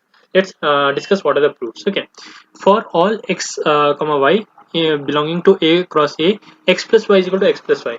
That means if it is we have to prove it first as reflexive. Reflexive means x plus y should be equal to x plus y. Okay, whatever is the answer here, that should be same here. So it is reflexive here. Okay. Next, second we have to prove it as symmetric. Symmetric means if x1 and y1 is belonging to A, that means x1 plus y1, x2 plus y2 is belonging to A means x2 plus y2. Then x1 plus y1 and x2 plus y2 relation should be there, which is x plus 1 is equal to x1 plus y1 is equal to x2 plus y2.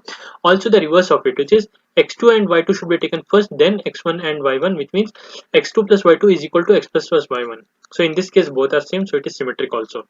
The third one is transitive. Transitive means x plus y, x1 y1 relation x2 y2 and x2 y2 relation x3 y3. That should give us x1 y1 relation x3 y3. That is also true. Why? Because x1 plus y1 is x2 plus y2 and x2 plus y2 is x3 plus y3. So obviously x1 plus y1 is equal to x3 plus y3. Therefore x1 plus y1 relation x3 plus y3 exists. So R is transitive. These three proofs are there: reflexive, symmetric, and transitive. When it is true, it is called as an equivalence relation on A cross A. Okay. Next they was determine the equivalence classes 1, 3, and 2, 4. Now 1, 3, and 2, 4 they have given. Let's take each separately. Okay. First we'll find out the equivalence classes of 1, 3. 1, 3 means how a class is defined. This is x value, this is y value. So x plus y is equal to 1 plus 3, which is equal to 4. In what combinations when we take, the value will get us 4. We can take 1 and 3 will get us 4, we'll get 2 and 2 we can get us 4, and 3 and 1 also will get us 4. So equivalence classes of this will be 1, 3, 2, 2, and 3, 1. Like same answer, different type of numbers, like that. Okay. And for 2, 4, what it will be? 2 plus 4 is 6. So there are following ways: 1, 5 is 6, 2, 4 is also 6, 3, 3 also gives 6, 4, 2 also gives 6, 5, 1 also gives 6. So this is the equivalence class for 2, 4. Okay. Next, a similar type of question, which is A set is given 1, 2, 3, 4, 6, 12. On A, define a relation R on A R B if and only if A divides B. That's the condition. You have to select two numbers if the first number is dividing the second number. For example, 1 divides 3 and 3 divides 6 and 4 divides 12. Those will be the valid pairs. Okay. Prove that R is a partial order on A. Okay, let's have a look how to find out the partial order. That's also very much repeated question. Now, from the definition of R, we note that A, B is given, R goes to A, B, like this you have to write, and A and B belongs to A such that A divides B. Which are the possible values? 1, 1, 1 divides 1, 1 divides 2, 1 divides 3, till 1 divides 6. 1 also divides 12, and 2 divides 2, 2 divides 4, 2 divides 6, 2 divides 12. But if you take it as reverse, 4, 2, this is not possible. 4 does not divide 2. Okay.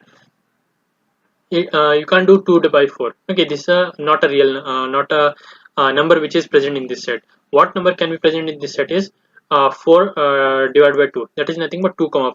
2 divides 4, like that. Okay, so 2, 4, 2, 6, 2, 12, like that. 4, 3, 4, and 6 and 12 also you can take. Okay, so these are total number of elements. Now evidently the first thing you have to check is if it is reflexive. So A, A is reflexive means 1 divides 1, 2 divides 2, and 3 divides 3, 4 divides 4, 6 divides 6, 12 divides 12. So same numbers are also divisible, so R is reflexive. Next, for partial order, we have to check if it is anti-symmetric. So anti-symmetric means not symmetric. No, not symmetric means if A divides B, B should not divide A. Okay, B should not divide A. Okay, that is true. Why? Because if 1 divides 6, 6 does not divide 1. That is anti-symmetric. If it was symmetric, 6 should also have divided 1. But it is not true, right? For all A comma B belongs to A, if A divides B, B divides A, then A is equal to B. Okay, means the only case in which A divides B and B divides A is when A is equal to B. For example, 1, 1 and 2, 2. Except those cases, it is not dividing, right? So it is anti-symmetric. Okay, and also we check that all elements in R such that R is transitive. That means if 1 divides 2, for example, 1 divides 2 and 2 divides 4, 1 also divides 4. Like that, it is true for all the elements. Let's take 1 divides 6 and 6 divides 12. 1 also divides 12. Let's take 2 divides 12 and 12 divides 12. So let's take 2 divides 6. 2 divides 6 and 6 divides 12. So 2 also divides 12, right? So it is transitive.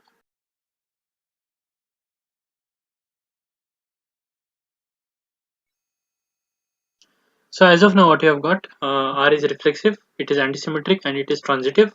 Okay, these three things we have got. So therefore, R is a partial order on A. Okay, if these three things are satisfied, then it is a partial order on A. Okay, next, they have asked us to draw the Hasse diagram. Okay, draw the Hasse diagram and write down the matrix of a relation. Now, Hasse diagram, how we have to draw? First, how many distinct elements are there? 1, 2, 3, 4, 6, 12. Okay, now start from 1. 1 is related to and 1 is related to 2 and 1 is related to 3. If we consider all the elements here, 1 is related to 2, 1 is related to 3. Okay, also 1 is related to 4 and 6 and 12 also. Okay, but a starting point 2 and 3 is related to, right? And 2 is related to 4 and 3 is related to 6, but 3 is not related to 4. Okay, so we'll not make a point here. And since 1 is related to 4 also, but it is going through 2 already, will not make another line like this. Okay, got the point? So 2 and 3 will write from the least. 1 is related to 2 and 3, and from 2 it is related to 4, 3 it is related to 6, and 2 is also related to 6. So I'll make another line here. Now 4 is related to 12 and 4 is related and 6 is related to 12. 4 is not related to 6, so we'll not make a line here. This is the Hasse diagram you have to make from the bottom till the top. Okay, and matrix of a relation. How do you write the matrix? See, matrix is written as 1, 2, 3, 4, 6, 12. Here also you'll write 1, 2, 3, 4, 6, 12. Now in the above set, okay, after writing the numbers, 1 and 1 is there. So wherever 1 and 1 is there, this is 1 and this is 1, right? So it will be 1 here. 1 and 2 is there, 1, 3, 1, 4, 1, 6, 1, 12. 2, 2 is there, like that. So this is 1, 1, 2, 1, 2 is there, 1, 3 is there, 1, 4 is there, 1, 6 is 1, 12 is there. Now 2, 1 is there, no, it's not there, so it is 0. 2, 2 is there, yes, it is there. 2, 3 is there, it's not there, so it is 0. Like that, it is filled. Okay, that is the matrix of a relation. Next type of question, very important, which is the poset. Okay, consider the poset whose Hasse diagram is given below. Consider B is equal to 3, 4, 5. Refer the figure and find. Now you have to find out 5 things: all upper bound, lower bound, least upper, greatest lower bound, and is this a lattice? Okay, and the fifth question I missed here, it is a lattice. Okay, next, how do we find out the upper bounds of B? Okay, now see, consider the set. Okay, set which is given to us is 1, 2, 3, 4, 5, 6, 7, 8. Okay, this diagram is given. From this diagram, make this set. Okay, and partial order on A, that is also given to us. Okay, whose poset means it's a partial order set. Okay, whose Hasse diagram is shown in the below figure. Consider the subset B. B is also given to us of A, right? 2, 3, 4, 5. So make 2 diagrams here. One is A, again you make here, and B also you make it here. Now, according to the observations, upper bound of B. What is upper bound of B? B is 3, 4, 5. Now, above 3, 4, 5 in this diagram, what values you have? 6, 7, 8. So we will be writing 6, 7, 8 here. Lower bound, except these values, the lower bound is 1, 2. So I'll be writing here 1, 2. But 3 also I have written. So the least one also will be included. So 3 will also be written here, like that. Okay, in lower bound. But in upper bound, it will not be taken. Got the point? Okay. Next is least upper bound of B. Least upper bound of B means from 4, 5, and 3. The upper bounds are 6, 7, 8. Now in 6, 7, 8, which is the least one? Least one is 6 and 7, but it's at the same level. Least means one value we have to find out. If it is not there, 2 values are there in the same level, put it null. Okay, since 6 and 7 are at the same level. Next is lower bound. greatest lower bound. Greatest lower bound means from this one, if we go down, what are the values 1 to 3 I've got, and the greatest one among 1 to 3 is 3 at the highest level. So it will be 3 here. Got the point? So that is poset question. Okay. Another type of important question which can be asked is composition of function. Okay. Prove that f goes to f is a function defined from a goes to b, and g is a function defined from b goes to c are invertible functions. Then g of f a goes to c, which is nothing but from b to c and from a to b. So a to c means a to c directly, is an invertible function, and g of inverse is equal to f inverse of g inverse. Okay. So this kind of question, what you have to do is, what is invertible first of all. Since f and g are invertible function, they both are 1 1 and onto. Okay, which one is 1 1 as well as onto, that is invertible function. So therefore g of f is invertible. So if f and g both are invertible, the g of f will also be invertible. Okay. F inverse of f is a function from b to a. F is a function from a to b. F inverse will be b to a. G inverse will be c to b. So we can write it as f inverse of g inverse can be taken as h. H is a function from c to a. Right? What is f inverse? F inverse is b to a, and g inverse is c to b. So c to b and b to a means c to a. Right? So if h is defined as f inverse of g inverse, it will be c to a, and FOG will be A to C. Okay, FOG. Now next, we can find out that to prove it as invertible function, what we have to find out, GOF of H. Okay, GOF will be nothing but GOF of H is F inverse of G inverse. Now if we take this F and this F as common, so it will be IB here. Okay, here identity. F and F inverse, it will give us the identity because it is inverse of this, right? It will give identity. Let's mark it as identity of B. And G and OG is here. Okay, O of G inverse. Okay. And since identity means 1, we can ignore this. So it will be G and O G inverse. So G and O inverse, you can take it as IC. So we're getting final answer as IC if we solve this. Okay. Like that, if we solve, H goes to H of G of F. Okay, H is nothing but FOG inverse, and G of F we can take it from here. This one when we do, we'll get as identity, and again F inverse and F we again get as identity. The above expression show that H is the inverse of G of F. If you are multiplying two things are getting the inverse, that means this is identity. See, if you are multiplying two things and getting identity, that means if you multiply 2 into 1 by 2, we'll get as 1. Like that, in this case also we got as 1. In this case also we got as 1. That means H is inverse of this G of F. Okay, so H is equal to inverse of G of F, and also H is F inverse of G inverse. So both of these are equal. Okay, like that we have to prove. Okay, that is composite functions. The next type of question can be, f and g is given, be the functions of r goes to r, defined by f of x is ax plus b and g of x is 1 minus x plus x square. If g of f of x is this one, determine the value of a and b. Very simple.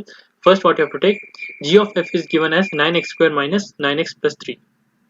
So what is g of x? G of f of x is nothing but g of f of x. So f of x we will substitute. We have been given ax plus b, we will write ax plus b. Now what is g of ax plus b? G of ax plus b means in this equation we'll put ax plus b here and ax plus b here. Okay, so we'll get it as 1 minus ax plus b plus ax plus b whole square, and we simplify it, we'll be keeping it as such. Now when we compare the corresponding coefficients, this is the coefficient of x and this is the coefficient of x square. So GOF we have find out by substituting the values, and they have given us that g of f of x is equal to 9x square minus 9x plus 3. So this will be equivalent to this whole thing, right? So a square will be equivalent to 9, and 2ab minus a will also be equivalent to 9. Got the point? So by using those two values, which is this one and 9 is equal to a minus 2b, we can find out the value of a and b, right? So we'll get two values. A can be 3 or minus 3. When a is 3, b is minus 1. When a is minus 3, b is 2 are the required values of a and b. This much you have to write. Okay.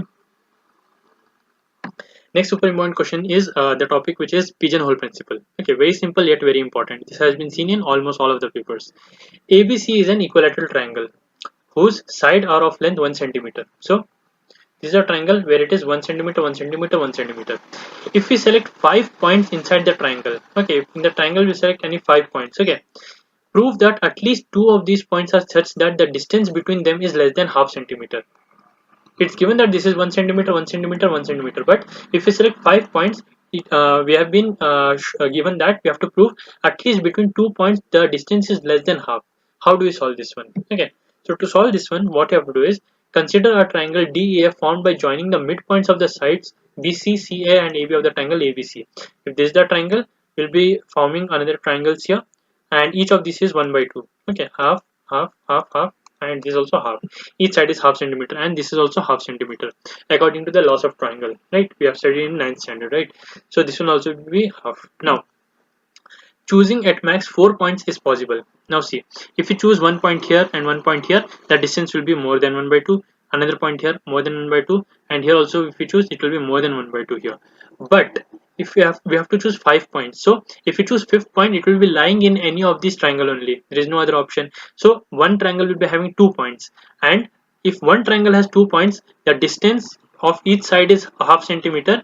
The inside it, if it will lie, it will be less than half centimeter. That's the proof. Got the point? 5th point will lie inside one of the 4 triangles, and each triangle the maximum limit is 1 by 2. If it crosses this triangle 2 points, it will be more than 1 by 2, but if it is inside the triangle, it will be less than 1 by 2, because if it is crossing means it will exit this triangle. It's not exiting the triangle, that means inside this it is, inside this means it is less than 1 by 2 distance. Okay.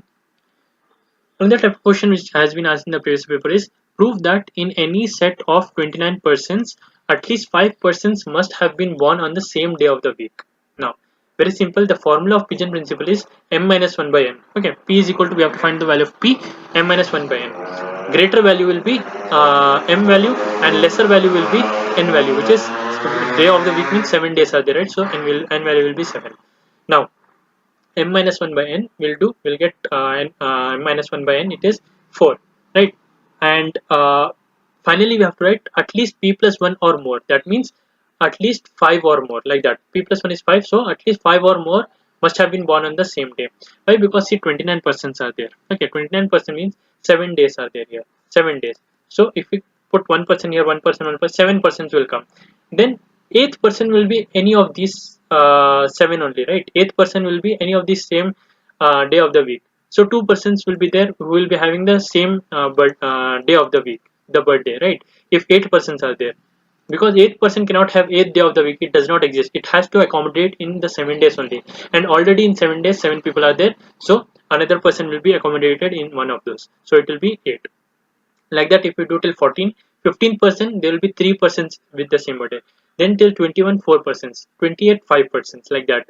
So if we use formula, we'll get directly answer. So at least p plus 1 or more we have to do. Okay, just remember this formula. Greater value will be m and lesser value will be n. Okay, now an office employs 13 clerks. Show that at least 2 of them will have birthdays during the same month of the year. Month means 12 months are there, n value is 12, 13 clerks are there, so m value is equal to 13.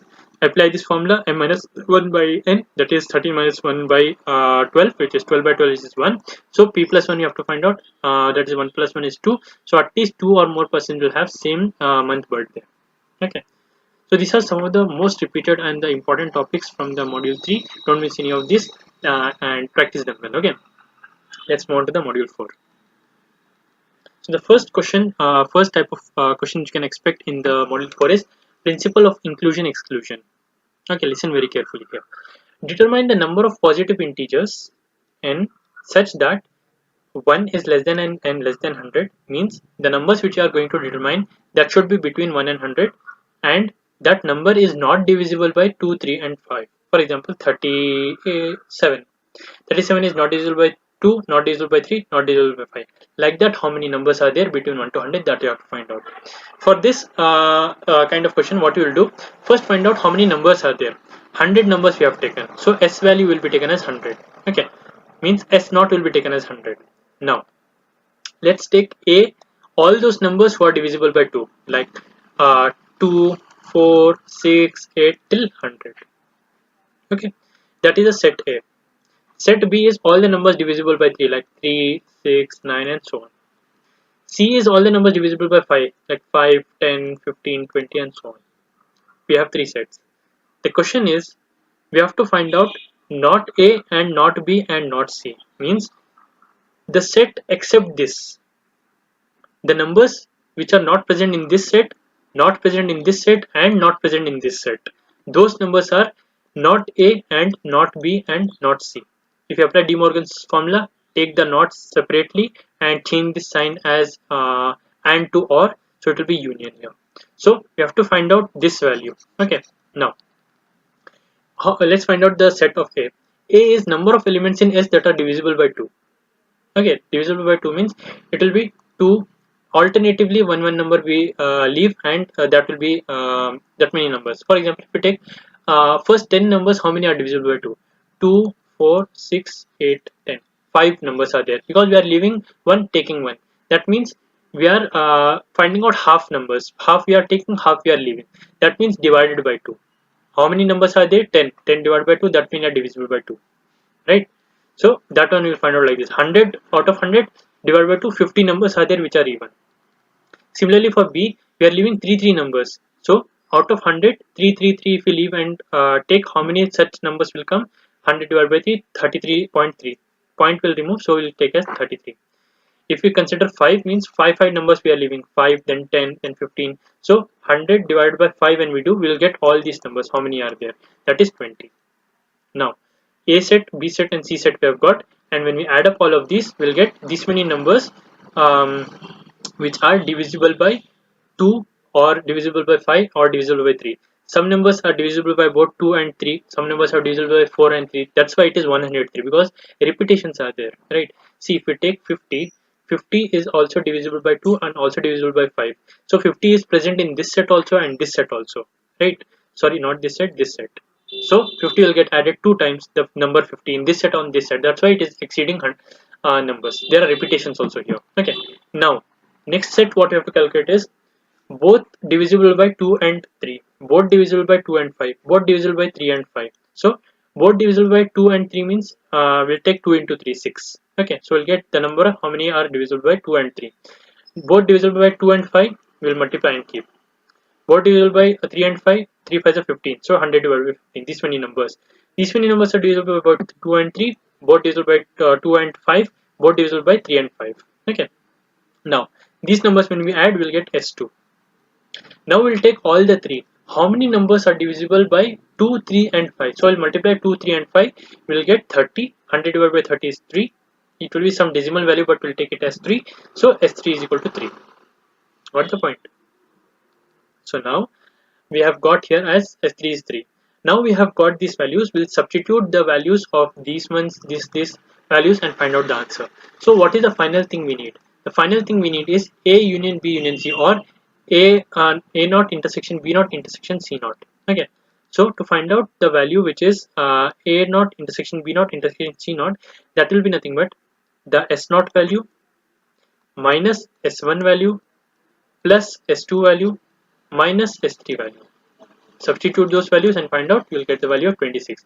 So there are 26 numbers which are neither divisible by 1, 2, 3 or 5 in the first 100 numbers. Okay, so this is my final answer. Next, determine how many are at least divisible by 2 of 2, 3 or 5. Means at least divisible means at least divisible by 2 or 3, at least divisible by 2 or 5, at least divisible by 3 or 5. For that the formula is there. At least means L will take. Okay, L of M. L of M is equal to S of M minus M minus 1 S of M plus 1 plus M plus 1 M minus 1. M minus 1 will remain constant. M plus 1 will happen till N minus 1 it becomes. Okay, till, and this one will go till minus 1 power N minus M.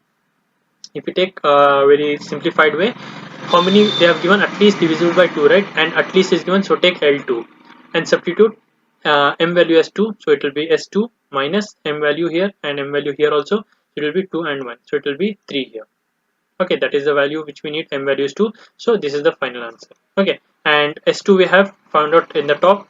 That value will substitute 16, and 2 1 is nothing but 2 into 1. Okay, and 2 into 1 into S3.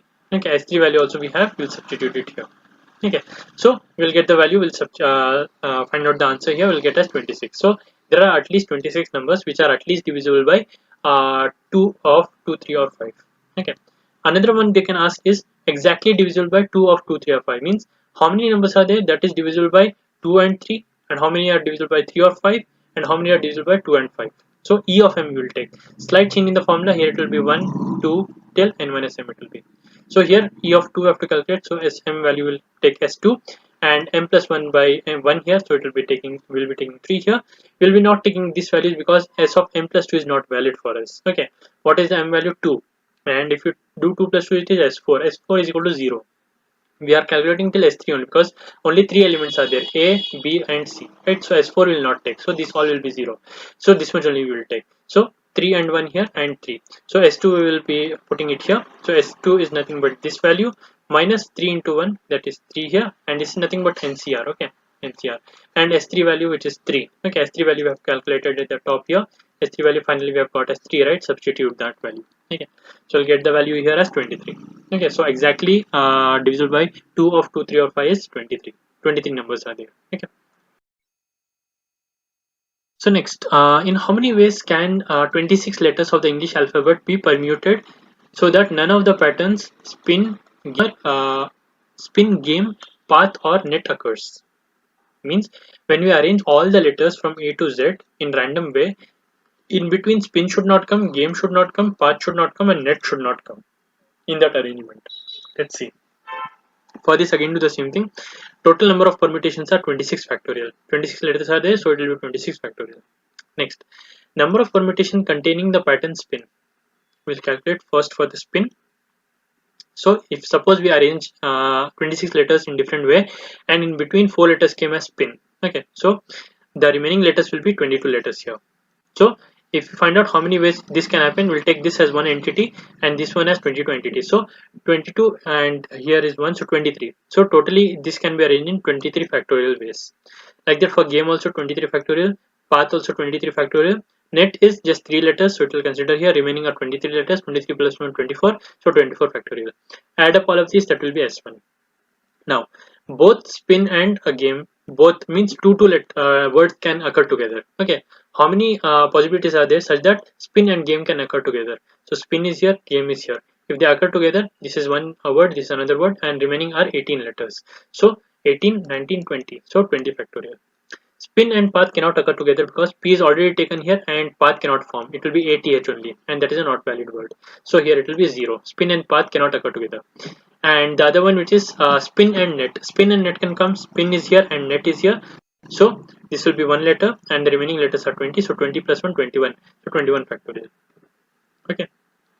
And the other ones are not possible. So it will be 0. Okay. And S3 means all 3 words together. That also cannot happen. Or 4 words also cannot happen. So we are just stopping till S2. So now the required number is how many ways of all of them are not occurring together. So the ways in which all of them will occur together is A1 occurred, A2 occurred, A3 occurred, A4 occurred. Taking the not of them will give us not occurred. So by applying De Morgan's law, A1 not, A2 not, A3 not, A4 not will be there, and union will be converted to intersection. Or in other words, OR is converted to AND. Okay. Now this expansion will be S0 minus S1 plus S2 minus S3 plus S4, as we have seen in the previous question also. We are doing it alternatively, S0 minus S1. We have find out till S2 only, S3 and S4 are 0. So we'll find out this answer. It is 4.026 into 10 power 26. Okay. A similar kind of question in this same topic, which is out of 30 students in a hostel, 15 study history, 8 study economics, and 6 study geography. It is known that 3 students study all these subjects. Show that 7 or more students study none of these subjects. So let's take S value is nothing but S0 value is 30 because 30 students are there, and how many are studying individual, which is 15 study history, 8 study economics, and 6 study geography. Add up all of them means one subject how many are studying, 2 subject how many are studying, they have not given, 3 subject how many are studying, 3 students they have given. So 3 subject it is 3. So A of I intersection A of J intersection A of K means history, economics, and geography they are studying, 3 students are there. Okay. Now the number of students who do not study any of these 3 subjects is A0 intersection A2 intersection A3 naught. That is given by this. Okay, that means S0 minus S1 plus S2 minus S3. till this one we have to go. Now we have the values of S0, S1 and S3, but S2 we don't have. Now we will see the question again and see if we can infer the value of S2 somehow.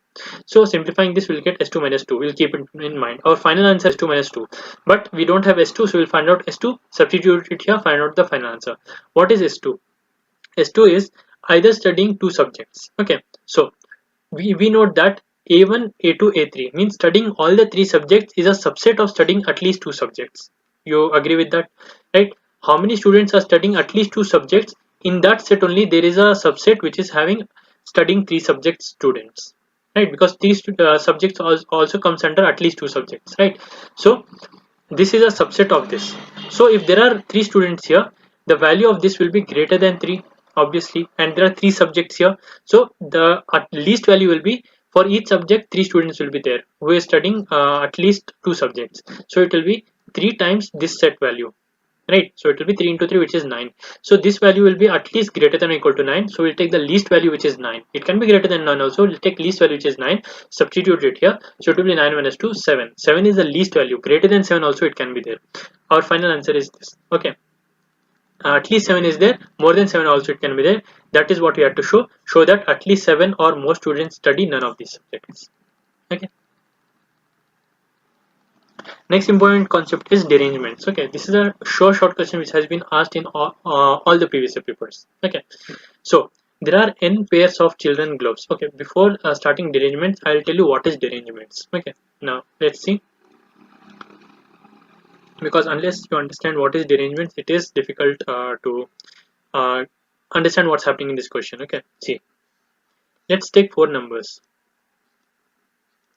1, 2, 3, 4. Now, in how many ways 1 can be present except in this place? If we ignore this place, 1 can be present here, here and here. Ways 2 can be present except in this same place. 2 can be present here. 3 can be present here, here and here. 4 can be present here and here and here and here. So, in this whole set of arrangements, in how many ways all of them are present in their original places? Means if 1 is not present, I'll put 2 here and I'll put 1 here, I'll put 4 here. This is one way. None of the numbers are present in their original places. Okay, this is one valid, but this cannot be valid. If I take it as like this, if I take it as 1, 4, 2. 4 is not present in its original place, 2 is also not present in its original place, and 3 is also not present in its original place. But 1 is present in its original place. This combination cannot be taken. Like that, okay? The arrangement in which all the numbers are not present in their original places is called as derangement. Like that, how many ways are there? That we will find out using a formula. That is derangements. Okay? I hope you got the concept clear. Okay? Now, we'll solve a question. Now, there are n pairs of children's gloves. Okay, one is left pair, one is right pair, means they're right. Now each pair is of a different color. Let's suppose there are 5 colors, so there are 5 different colors of left gloves and 5 different colors of right gloves. Means red gloves are there, red, left red and right red, and left green and right green, like that 5 are there. Okay, R, G, B, Y, O, red, green, blue, yellow, orange. Okay, like that.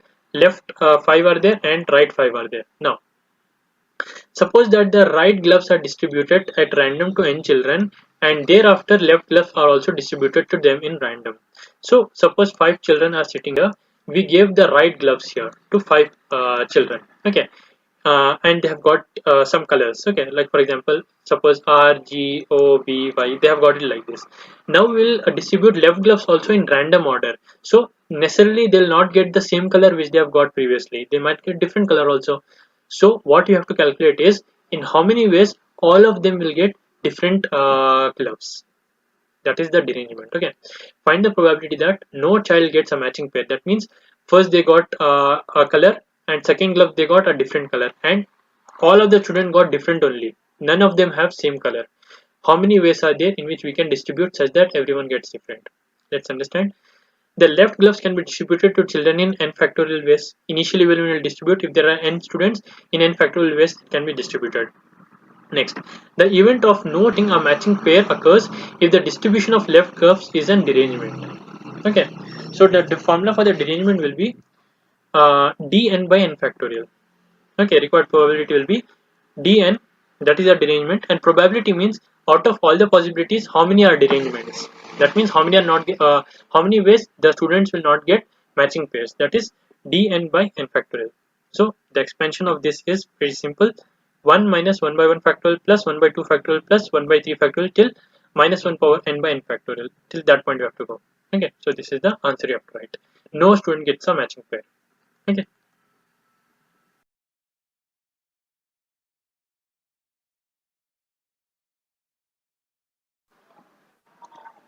Now, the event of every child getting a matching pair. Every child getting a matching pair is only one possibility, where whatever the left gloves you have in that color, same everyone have got. Okay, so that occurs only in one distribution of the left gloves, that is 1 by n factorial. Out of n factorials, only one way all the students will be getting the same color. If one student also gets changed, that means all the students have not got the same color. So only one is there out of n factorial ways. The event of exactly one child getting a matching pair occurs when one left. So what is the question? The question is exactly one child gets a matching pair. Out of all the children, everyone got different left and right glove colors, but one student got same color. So how many ways are there? Okay. So the event of exactly one child getting a matching pair occurs when only one left glove is in the natural place and all others are in the wrong place. So if we are considering the numbers, if one student has to get same color, that means this place should be in its natural place. That means the color should be natural place red. So the right gloves will also be given to the natural place here. So when none of them are in the natural place, no one will get. If one of them is in natural place, they will get the same color. So one position is in the natural place, left rest of them are not in natural place. So the derangement will be for n minus 1. Okay, because 1 is in natural place, we can consider that. So d of n minus 1, instead of n, we'll take n minus 1. That's it. So 1 by n factorial, here it will be n minus 1 factorial, 1 minus 1 by 1 factorial plus 1 by 2 factorial, like that will keep on going. Okay, so this is the one student getting a matching place. I mean the matching color. Okay, next. Next question is at least two children matching pair. At least two children. Here it is exactly 1. Here it is at least 2, means it can be 3, 4, 5 till n. Okay, so at least 2 means all the students will get that, except those who have not got matching pair, who have got one matching pair, and yeah, these two who have got no matching pair, who have got one matching pair. Except these two, all the values which are there, the two children will get matching pair. So we have find out the value for no child gets a matching pair and exactly one child also gets matching pair. Out of all the possibilities, if you subtract these two values, we'll get at least two children who are getting a matching pair, right? So that's what we'll be doing. 1 minus p1 plus p3. Got the point? That will be p4. A similar question: find the number of derangements of the integers from 1 to 2n. Okay, satisfying the condition that the elements in the first n places. So 1 to 2n means 1, 2, 3, 4, 5, 6, 7, 8, 9, 10 till n it is there. Then it is 2n, means it is 2 into 1, 2 into 2, 2 into 3, like that. 2 n plus 1, n plus 2, n plus 3, like that till 2n. So that is the whole set. 1 till n, then it is n plus 1 till 2n. Okay, now in the first n places it is in some order. Some order means derangements, right? Some order means it is derangement. First n places it should not be in the same place. Derangement means first n value should not be in the same place, so it will be d of n, right? Derangements. And if first n values are here, the remaining n values will also be here. It should also not be in its natural place. N plus 1 should be not here, n plus 2 should be not here. That is also d of n arrangements. So total number of derangement will be multiplication. How many derangements are there? For each derangement, this many derangements are there. So d of n into d of n. Next is how many elements are there in the first n places will be n plus 2 till 2n. Okay, that means in the first n places it will be n plus 1, n plus 2 till 2n. Okay, see, natural places here possibility was there. See, the numbers which are present here, they can occur in the natural places also if we take all the permutations, right? What I'm saying is, see here, first n places are the numbers which are to be assigned is 1 till n, right? And if we find out all the possibilities, in that all the possibilities there is a possibility 1, 2, 3, 4, 5, 6, 7, 8, 9 till n. That one possibility is also there, right? So if we take n factorial, that one possibility is also come. Also the possibilities will be there when one is in its place and others are not. That is also not a derangement.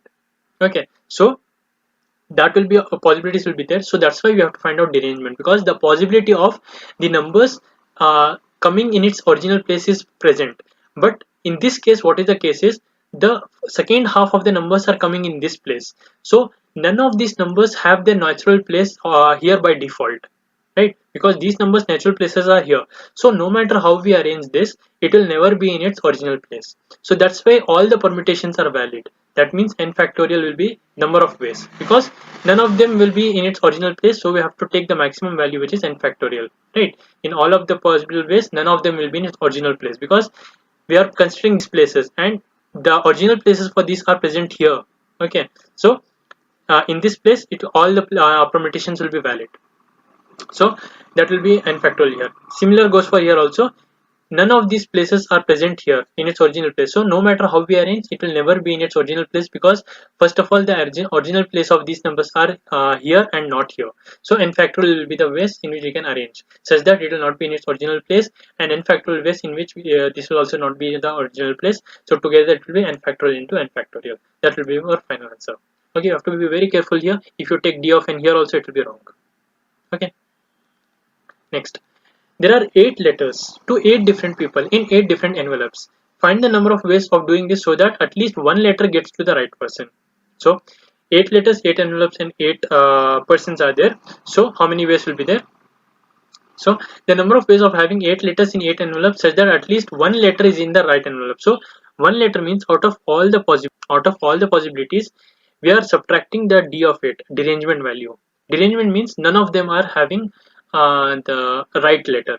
Okay, d of 8, if we calculate, none of them will get the right envelope. But if we subtract d of 8, it will include all the possibilities where at least one of them will get the right envelope.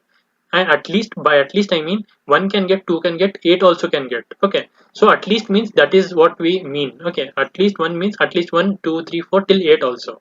Okay, exactly 1 means it will be different scenario.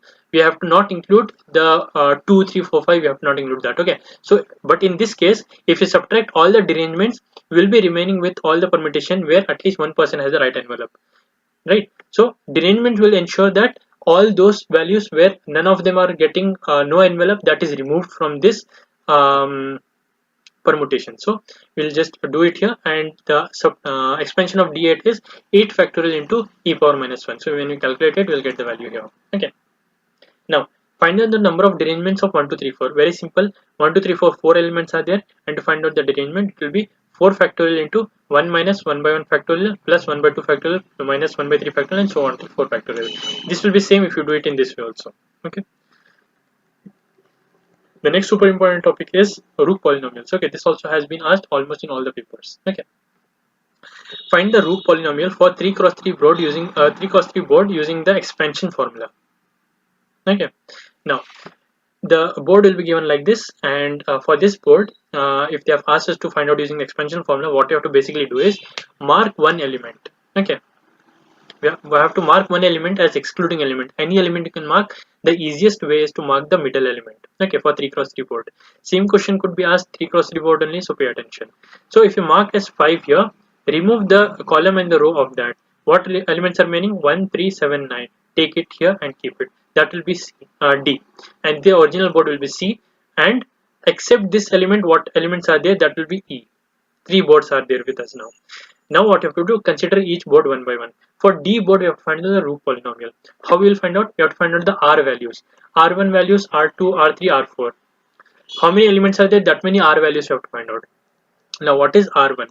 R1 means if how many sets are there such that the elements are not in the same row and column. Okay, what I mean is, see, first let's find out R1. R1 is 4. Okay, 1, 3, 7, 9. That one will always be how many elements are there. Okay, for the board D I am talking about, R1 value will be 4. R2 means how many elements are there which are not in the same row or same column. 1 and 9. This is neither in the same row nor in the same column. 1 and 9, right? 9 is this one in this column. That is different from which column and row 1 is in. So 1 and 9 forms one set.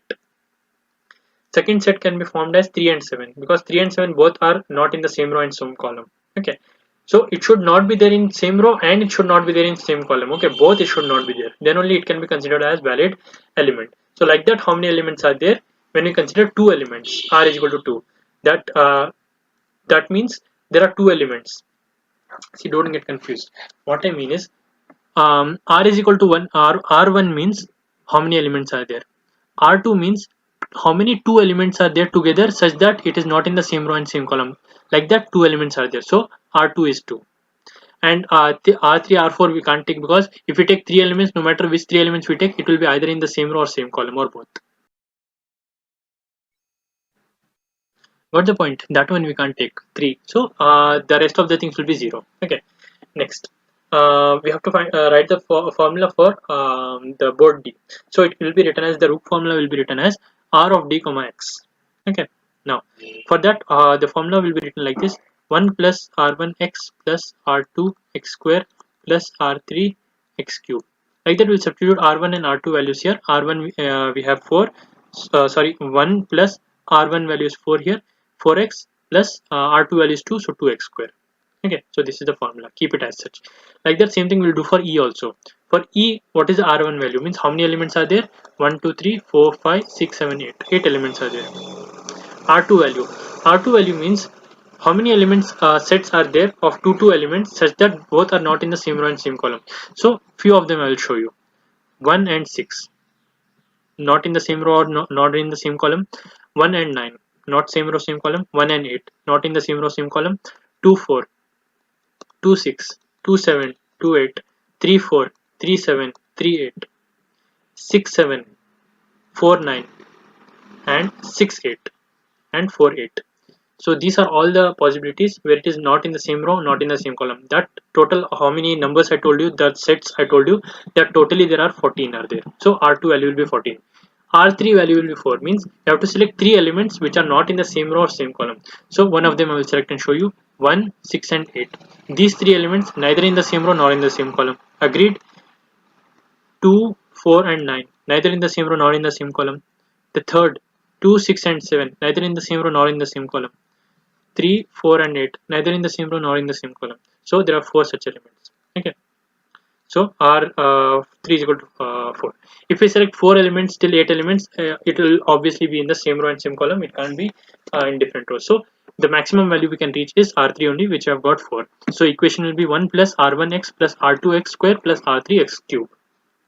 Then after we have find out the values for the E and D board, we'll multiply RDX and REX. So when we multiply both of them, we'll get RCX. So we'll not just directly multiply, we'll be writing X into RDX plus REX, like that. Okay, and we'll simplify. That will be our formula for the Rook polynomial for the given 3x3 board.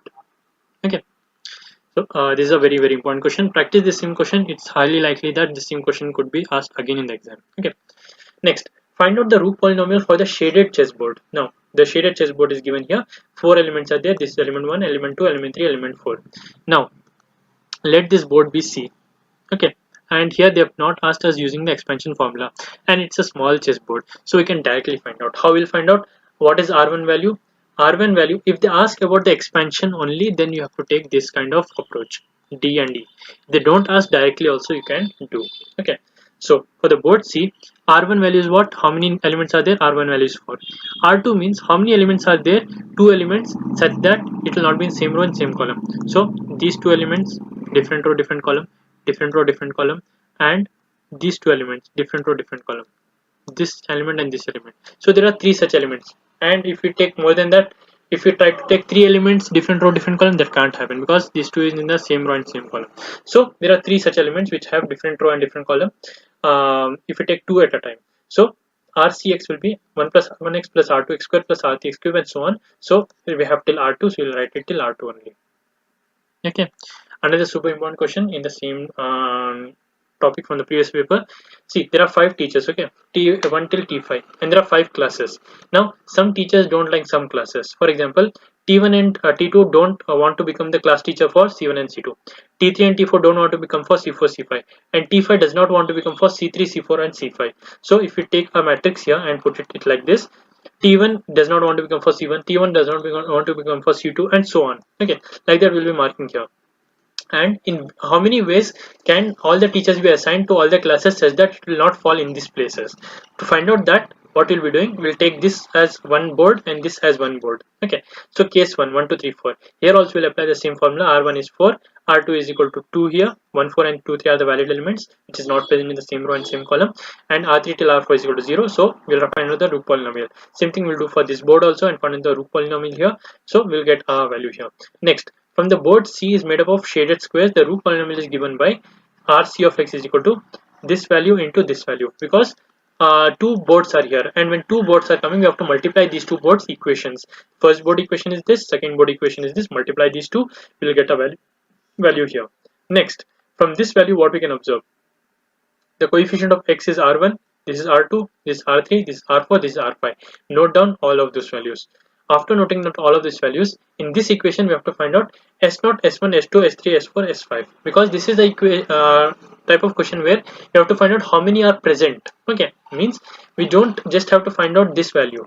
Okay, we don't have to find out the Rook polynomial for this, but we have to find out the values for this, how many are valid ones. Okay, so we have to subtract it from all the possibilities, we have to subtract these values. So for that we are taking the S0, S1 approach. Okay, now S0 will be equal to nothing but 5 factorial. 5 factorial means there are 5 rows, right? 5 teachers and 5 classes. It will be same only always, the number of rows and columns. So it will be 5 factorial here. Next one, S1 will be 5 minus 1 factorial into R1.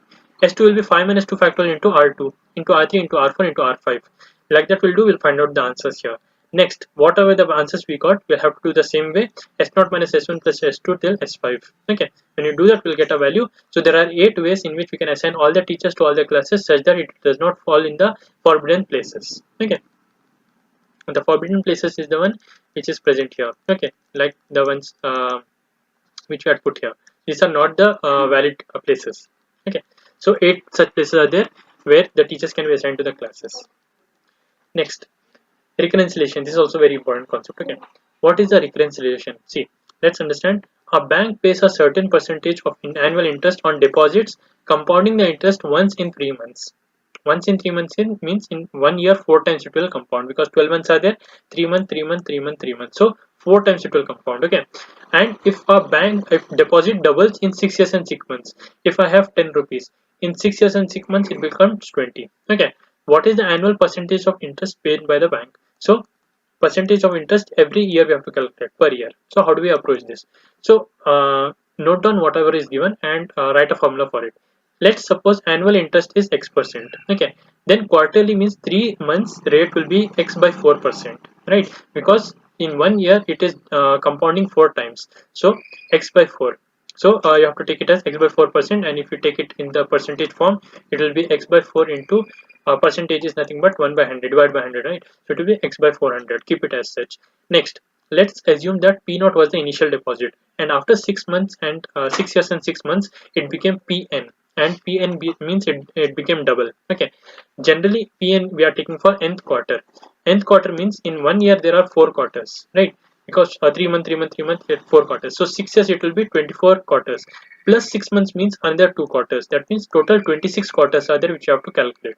So here the general formula will be P of n plus 1 is equal to initial deposit plus how much the compounding was happened, the interest was gained into the initial deposit. So this is the formula for finding out the next deposit how much money will be there, adding the interest value. Okay, so this is the recurrence relation for the problem. That's the first step. You have to calculate the recurrence relation.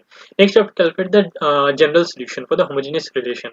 Now general solution, whatever you get here, right, like that whatever you do, P power n you take it as Pn, and this one you take as P0 which is initial deposit, and this one raised to n you have to do. Okay, for all greater than or equal to n, and what is given is Pn means at the end of the 26th quartile we are having 2 times of P0 value. Whatever we deposit it become double, right, after 26th quartile, so it will be 2 P0. Pn is equal to 2 P0, which is n is equal to 26 here. Substitute n is equal to 26 in this equation here, and P0 value will substitute it here, and Pn is nothing but 2 P0, so P0 and P0 will get cancelled.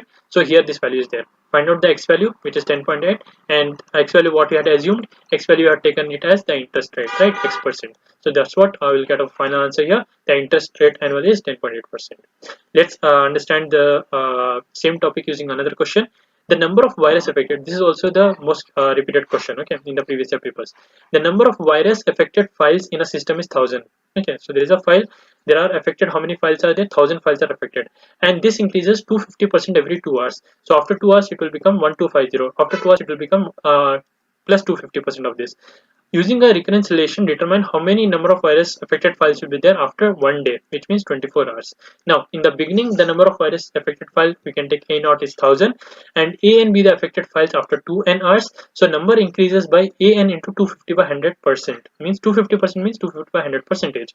So after 2n hours, it will become AN into 250 by n 100, right? And why we have now, after 2n plus 2 hours, 2n plus 2 hours means after the n plus 2 hours means another 2 hours. Okay, what will be the value? N plus 1, if we take a of n, which was initially value, plus this value, how much it has increased. That will be the value of a of n plus 1. If we simplify, we'll get an into 3.5. This is a recurrence relation. That's the first step. Second step, solve it for the general solution. So general solution will be a of n is equal to 3.5 raised to n a naught. A naught is the initial value. Initial value it is given to us in the question, which is 1000. So 1000 into 3.5 into n, and n value we have to take as 12, right? Because 2n we have taken. So n value equal to 12. 12 into 2, 24 hours, which is 1 day. So n value will take as 12, and find out the answer. We'll get as this value. So this many number of files will be affected after 24 hours. Okay.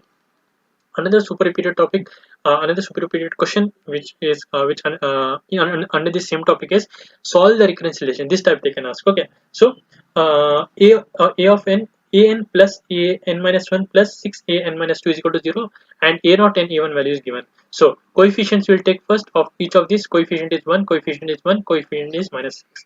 After taking the coefficients, characteristic equation will write, which is k square plus k minus 6. Okay, that means here it will be c1k plus c2 cn minus 1 k minus cn minus 2, like that. Okay, so when you solve this, we'll get k plus 3 and k minus 2 is equal to 0. So k value will be 3 and minus 3 and 2. So a of n will be a into k power n plus b into k power m. Okay, like that we have to write a into k power n and plus b into k2 power m. Okay, this will be the formula. So that formula will substitute here, the value of k1 and k2. After that, a and b are arbitrary constants.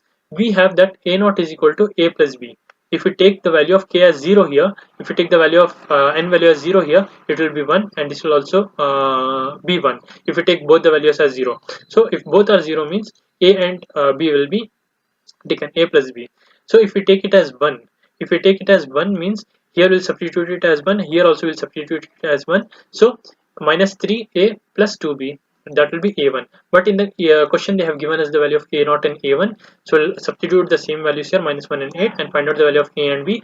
We'll get two values of a and b, minus 2 and 1. Okay, so the given equation will be minus 2 and 1, and substitute the a and b values in this equation. Okay, a and value always substitute at the end. So this is the final value. Okay, so this is the solution of the given relation under the condition. The given condition is a not is equal to minus 1 and a1 is equal to 8. If they change these values, the answer might be different. Okay.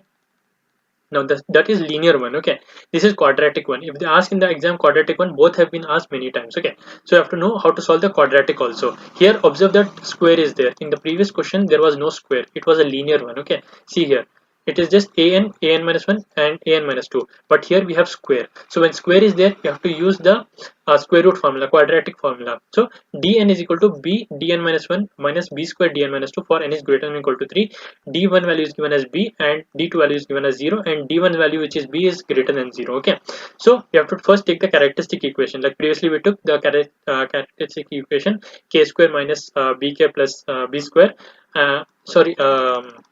k square minus k plus 6 plus k minus 6. This was the characteristic equation based on these coefficients. So based on the current coefficients, the characteristic equation will be this. Okay, so here what is the coefficient is there, you have to take it here, and the b square value is here, this coefficient will be taking it here, and here it will be 1 only. Okay, now finding out the roots of this using quadratic formula, minus b plus or minus root b square minus 4ac b square minus 4ac by 2a. This one formula, put it here, and you will get this value.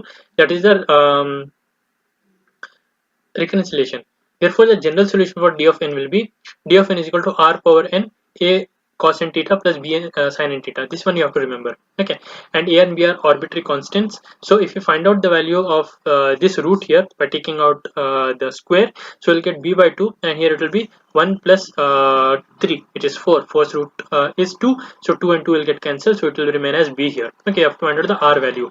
Now tan theta is equal to root 3, so theta is equal to pi by 3. Okay, so the theta value will be getting here, since this is root 3 here, by that root 3 will be able to calculate the value of pi here, and sorry, we'll find out the value of theta. So theta value I've got here. Substitute the theta value in the main equation, which is this, the theta value, so we'll get this equation here. And after we have got this equation, using the given condition, d1 b is greater than 0 and d2 is equal to 0, substitute the value of d1 and d2 here. So we'll substitute the value of d1 and d2 here accordingly, and we'll get two answers here, and by that we can find out the value of a and b. And once we got the value of a and b, substitute back in the main equation, so that there is no other values except b of n and the cos n theta, and d of n is only here. A and b are substituted in this place. So this is how you will solve the recurrence relation using quadratic formula. Okay, so that's all about the module 4. Practice all of these questions very well, because these are the most repeated ones and most important ones. Okay, moving on to the modules 5, there are few topics which are highly repeated. I'll be explaining them in this video. So let's get started with the module 5. The first topic which you need to know is about the groups and abelian groups. Okay, so what is a group? The definition of a group: let G be a non-empty set. Okay, set means there will be elements here. This is called as a set. Okay, but this is not a group. Okay, it will become a group after some verifications. And star be a binary operation on G. G is called a group under the operation star if. If they ask the definition, you have to write this thing. Okay, if it is closed, A star B belongs to G for all A B belongs to G. Okay, this belongs to. Okay, associative means A star B star C is equal to A star B star C for all A B C belongs to G. Okay, that is associative.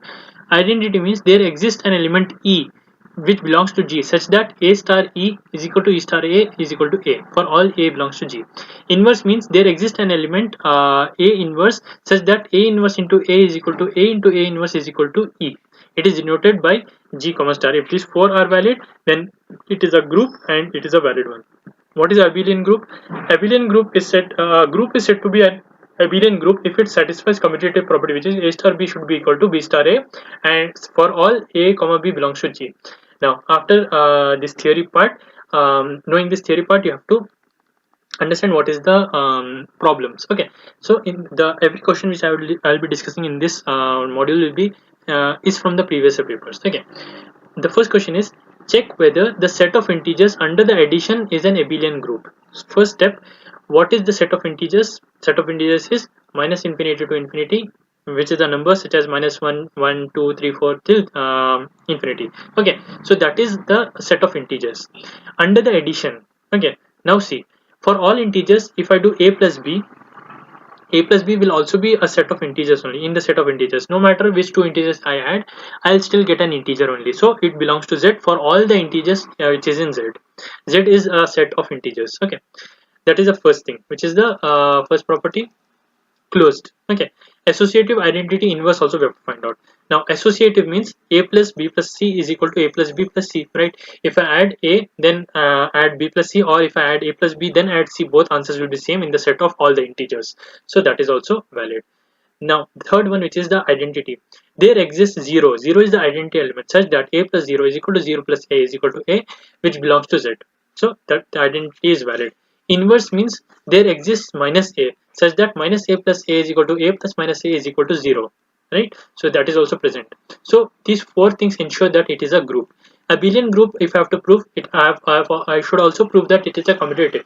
Commutative means A plus B should be equal to B plus A. That is obvious for all elements belonging to Z, for all elements of A, B belonging to Z. Therefore, it is an abelian group.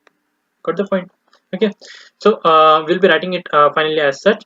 Z comma plus is closed, associative, identity, and inverse and commutative. Therefore, Z comma plus is abelian group. Here it is plus. Okay. Next question. Check whether the set of integers under subtraction is a group or not. So subtraction, how we will do? A minus B belongs to Z, right? Because subtracting two integers is an integer. And the second one is associative. A minus B minus C and a minus b minus c, these both are not equal, right? So it is not a does not satisfy the associative property. Therefore z minus is not a group. Okay, check whether they had asked, so we have checked it's not a group. Okay, next, check whether the set of integers under multiplication is a group or not. A into b belongs to z, yes. A into b into c is equal to a into b into c, yes. One exists such that a into 1 is equal to 1 into a is equal to a, and also for each value a into 1 by a is equal to 1 by a into a is equal to 1, but 1 by a does not belong to the set of integers. 1 by a will be some fraction value. It is valid. Here the inverse is present, but that inverse should also be present in that set, then only it is valid, but it is not present in the set. Therefore the fourth condition does not satisfy. Therefore z comma x is not a group. The set of integers under the multiplication is not a group. Okay, now dot is defined as an operation on z defined by x dot y is x plus y plus 1. So if we take two numbers 1 and 2, it will be 1 plus 2 plus 1, like that. Okay, prove that it is an abelian group. How we will do that? X dot y, when we do x plus y plus 1, whatever value we take as integer here, that is obviously an integer only. So it is the first property is satisfied. It is closed property. Second is x dot y dot z is equal to x dot y then dot z. So we'll expand this. X dot y dot z. What is y dot z? Y plus z plus 1. X dot y. This is like x dot y. Okay, so it will be x plus y plus 1. So x plus y, this whole thing I'll write as y plus 1. Okay, so this value I've got from this equation. Similarly, if I do for this also, I'll get as this, and observe these both are equal.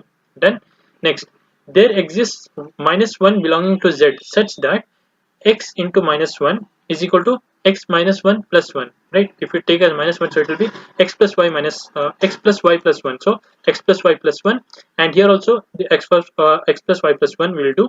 We'll get the two values, and both of them belonging to z, right? So this value is x, and here also we'll get as x. Both are equal and also belong to z. So this also property is satisfied. Next is inverse. For every x there exists minus x minus 2 in z such that if we take x here and minus x minus 2, when we'll add up using the formula, we'll get as minus 1. Here also we'll get as minus 1, and minus 1 belongs to z. So therefore both are equal also. The inverse exists. Okay.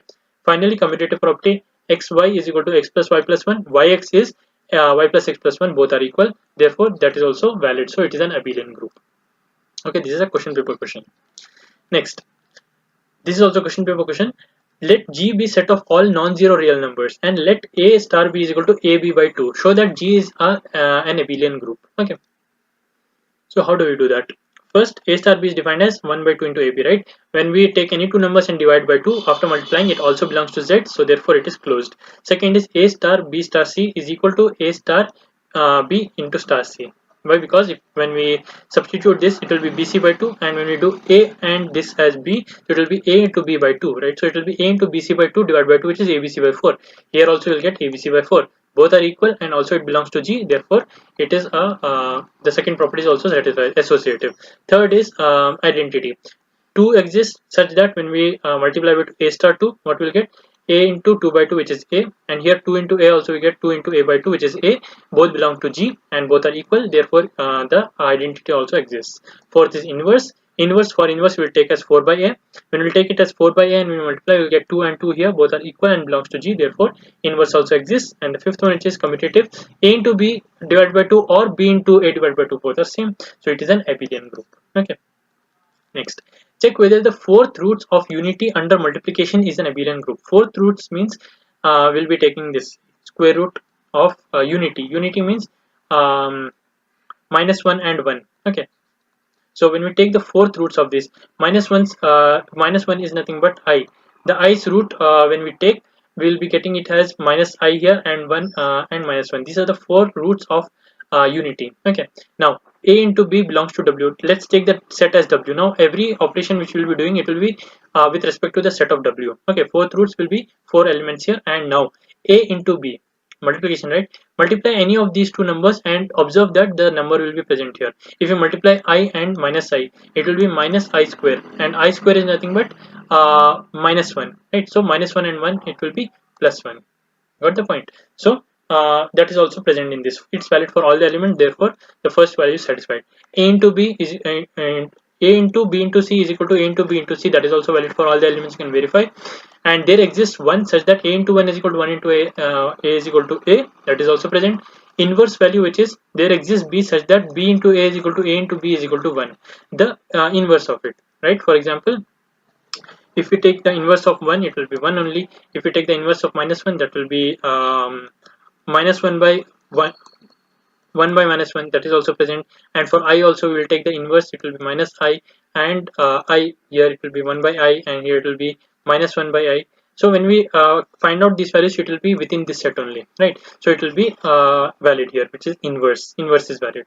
So here the last one, which is the star. Okay, a star b is equal to b star a is equal to belonging to w, which is an abelian group. Okay, w star is an abelian group. So here it is commutative also, it satisfies the, if you multiply AB or BA, both are same, so it's an abelian group. Okay, next, let G be a set of all real numbers not equal to -1 and star be defined by a star b is equal to a plus b plus ab, then prove that G star is an abelian group. Now all real numbers not equal to -1, except -1 all the numbers. Okay, so a star b is equal to a plus b plus ab, that belongs to a number present in the same set, so that is closed. And a star b star a star into b star c and a star b into star c also, if you expand it, both the values are coming as same only, both are equal, and there exists 0 as an identity element, then in this case both are also equal here. And for the inverse, for the inverse element, what you can do is remember this one, okay, in case same question gets asked, because it is a little hard to find out the inverse values. So for this question, the inverse value is minus a by 1 plus a. Okay, when you multiply this using the binary operation, we'll be getting as 0 here. Okay, and same goes for this also. So both are equal in this case, and both belonging to G also, both belongs to G also. So therefore it is inverse is also valid here. Okay, so the next one is the abelian group, right? Let's have a look if abelian group is also valid.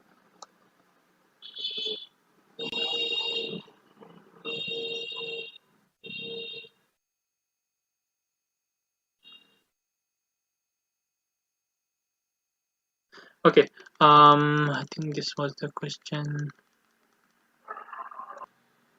Okay, for the abelian group, what you have to do, a star b and b star a we have to find out, right? So a star b will be a plus b plus ab, and b star a will be b plus a plus ba. Both are same and belongs to G. For all ab belongs to G, therefore G comma star is an abelian group. Got the point? Okay. The next question is show that the identity of G is unique and inverse of each element of G is unique. Okay, these two are questions which are in the model paper. So what we have to prove here. So first one is, let's take two identity elements E1, E2, and if E1 is an identity element, E1 A is equal to A1 A into E1 is equal to A. E2 also it goes the same. So this shows that A into E1 is equal to A is equal to A into E2. That means E1 and E2 are same, right? So that means the identity of G is unique. It cannot have two different identities. Second one is inverse. The inverse of each element of G is unique. Same thing we'll do here. Let A star A, what is this? And this is called as a single quote, right? So A single quote, let's take A star. A star, A double star are the two inverse elements of A. Okay, so A star is an inverse of A, therefore A into A star is equal to A star into A is equal to E, right? And A double star, so A into A double star is equal to A double star into A is equal to E. Now after that, what you can do is A star can be written as A star into E, that is equal to A star into A double star, because E is this also and E is this also. So we'll substitute the second one here, and when we do that, we'll get A star A double star here. So this one is nothing but E, and E into A double star is A double star. So what we have proved here, A star is equal to A double star. This means that A star and A double star are not different, both are same only. So every element has only one inverse. Okay. Okay, the next one is clean group. Okay, define clean 4 group, and if A is equal to EABC, then show that clean 4 group, it is a clean 4 group. Okay, so EABC is present here. Suppose we define a binary operation on the following table. It is easy to verify A is an abelian group under the binary operation defined as follows. So here we'll write EABC, and in the diagonal elements we'll write E here. Okay, and EABC will write here, and A goes to ACB, and B goes to BCA, and C goes to CBAE. Okay, this thing we have to write. This is called as clean 4 group or quadratic group. It is denoted by K4 or V4. Next, identity. There is an identity element E such that x belongs to A, E into x is equal to x into E is equal to x. You can verify for any of these elements. Okay, so this will be true. Inverse is also true, x into x is equal to E, and commutative is also true, x into y is equal to y into x for all the xy belonging to A in this set. And order, the group has exactly 4 elements and it satisfies the properties of clean 4 group. It is indeed a clean 4 group. Okay, for clean 4 group, this first thing you have to write, super important question. Okay, next, subset and coset. Okay, now see, G is given as S4. Okay, it's the fourth permutation, and alpha value is given here 1 2 3 4 2 3 4 1. Same question has been repeated in model paper and the previous paper, 2024 paper. So make sure you know this concept very well. And subgroup you have to find out such that and also determine the left cosets of H and G. Okay, very simple. First thing what you have to write, alpha which is given 1 2 3 4 1 2 2 3 3 4 4 1. Okay, and E you have to write 1 1 2 2 3 3 and 4 4.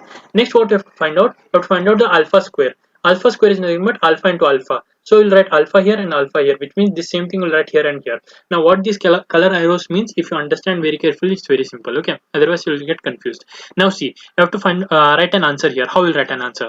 In this answer, 1 goes to 2, and check here where 2 is going to 3. So write 1 3. 2 is going to 3 and 3 is going to 4. So write 2 4. 3 is going to 4 and 4 is going to 1. So write here 3 1. 4 is going to 1 and 1 is going to 2. So write 4 2. Got the point? Like that you will get this answer. Next, this is alpha square. To find out alpha cube, you will be multiplying alpha square with alpha, right? This is alpha. So multiply this value with this value. When we do that here, again we will do the same thing. 1 goes to 3 and 3 goes to 4. So we'll write 1 4 here. 2 goes to 4 and 4 goes to 1. So it will be 2 1. 3 goes to 1 and 1 goes to 2. So it will be 3 2. 4 goes to 2 and 2 goes to 3. So it will be 4 3. Again the same thing we'll do here, again multiply by alpha. When we do this final multiplication, 1 goes to 4 and 4 goes to 1, so it will be 1 1. 2 goes to 1 and 1 goes to 2, so it will be 2 2. 3 goes to 2 and 2 goes to 3, it will be 3 3. And 4 goes to 3 and 3 goes to 4, it will be 4 4. So this thing is E. After getting A4 we are getting E, that means till A3 we have got the set. So the H value, which is the subset, is E alpha alpha square alpha cube. Got the point? This is the required subset or subgroup of G. Now also we have to find out the order. Okay, to find out the number of cosets, find out the order of G, order of H. Order of G is nothing but there are 4 values here, 1 2 3 4, and in each of these there are 4 elements here. So that is nothing but 4 p0, which is 4 factorial elements. Okay, so that is the order of G. So if you just consider at the top, if you want simplified purpose, 1 2 3 4 are here, right? So 4 elements are there, 4 factorial will be the order of G. Okay, and divide by order of H. Order of H will be 4 only. Okay, because we have got here 1 2 3 4, that will be the order of H. Now divide this, will get a value 6. So this is the cosets, number of cosets. Okay, very important question, study this very well. Okay, the last super important question of this subject is Lagrange's theorem. Okay, state and prove Lagrange's theorem appeared in 2 model papers and the 2024 question paper. So it's very simple, 7 marks, this one only you have to write. Now the the statement you have to write, if G is a finite group and H is a subgroup of G, then O of G and O of H is a subset. Means O of H is a subset of O of G. Now see, G is a finite group and H is a subgroup of G.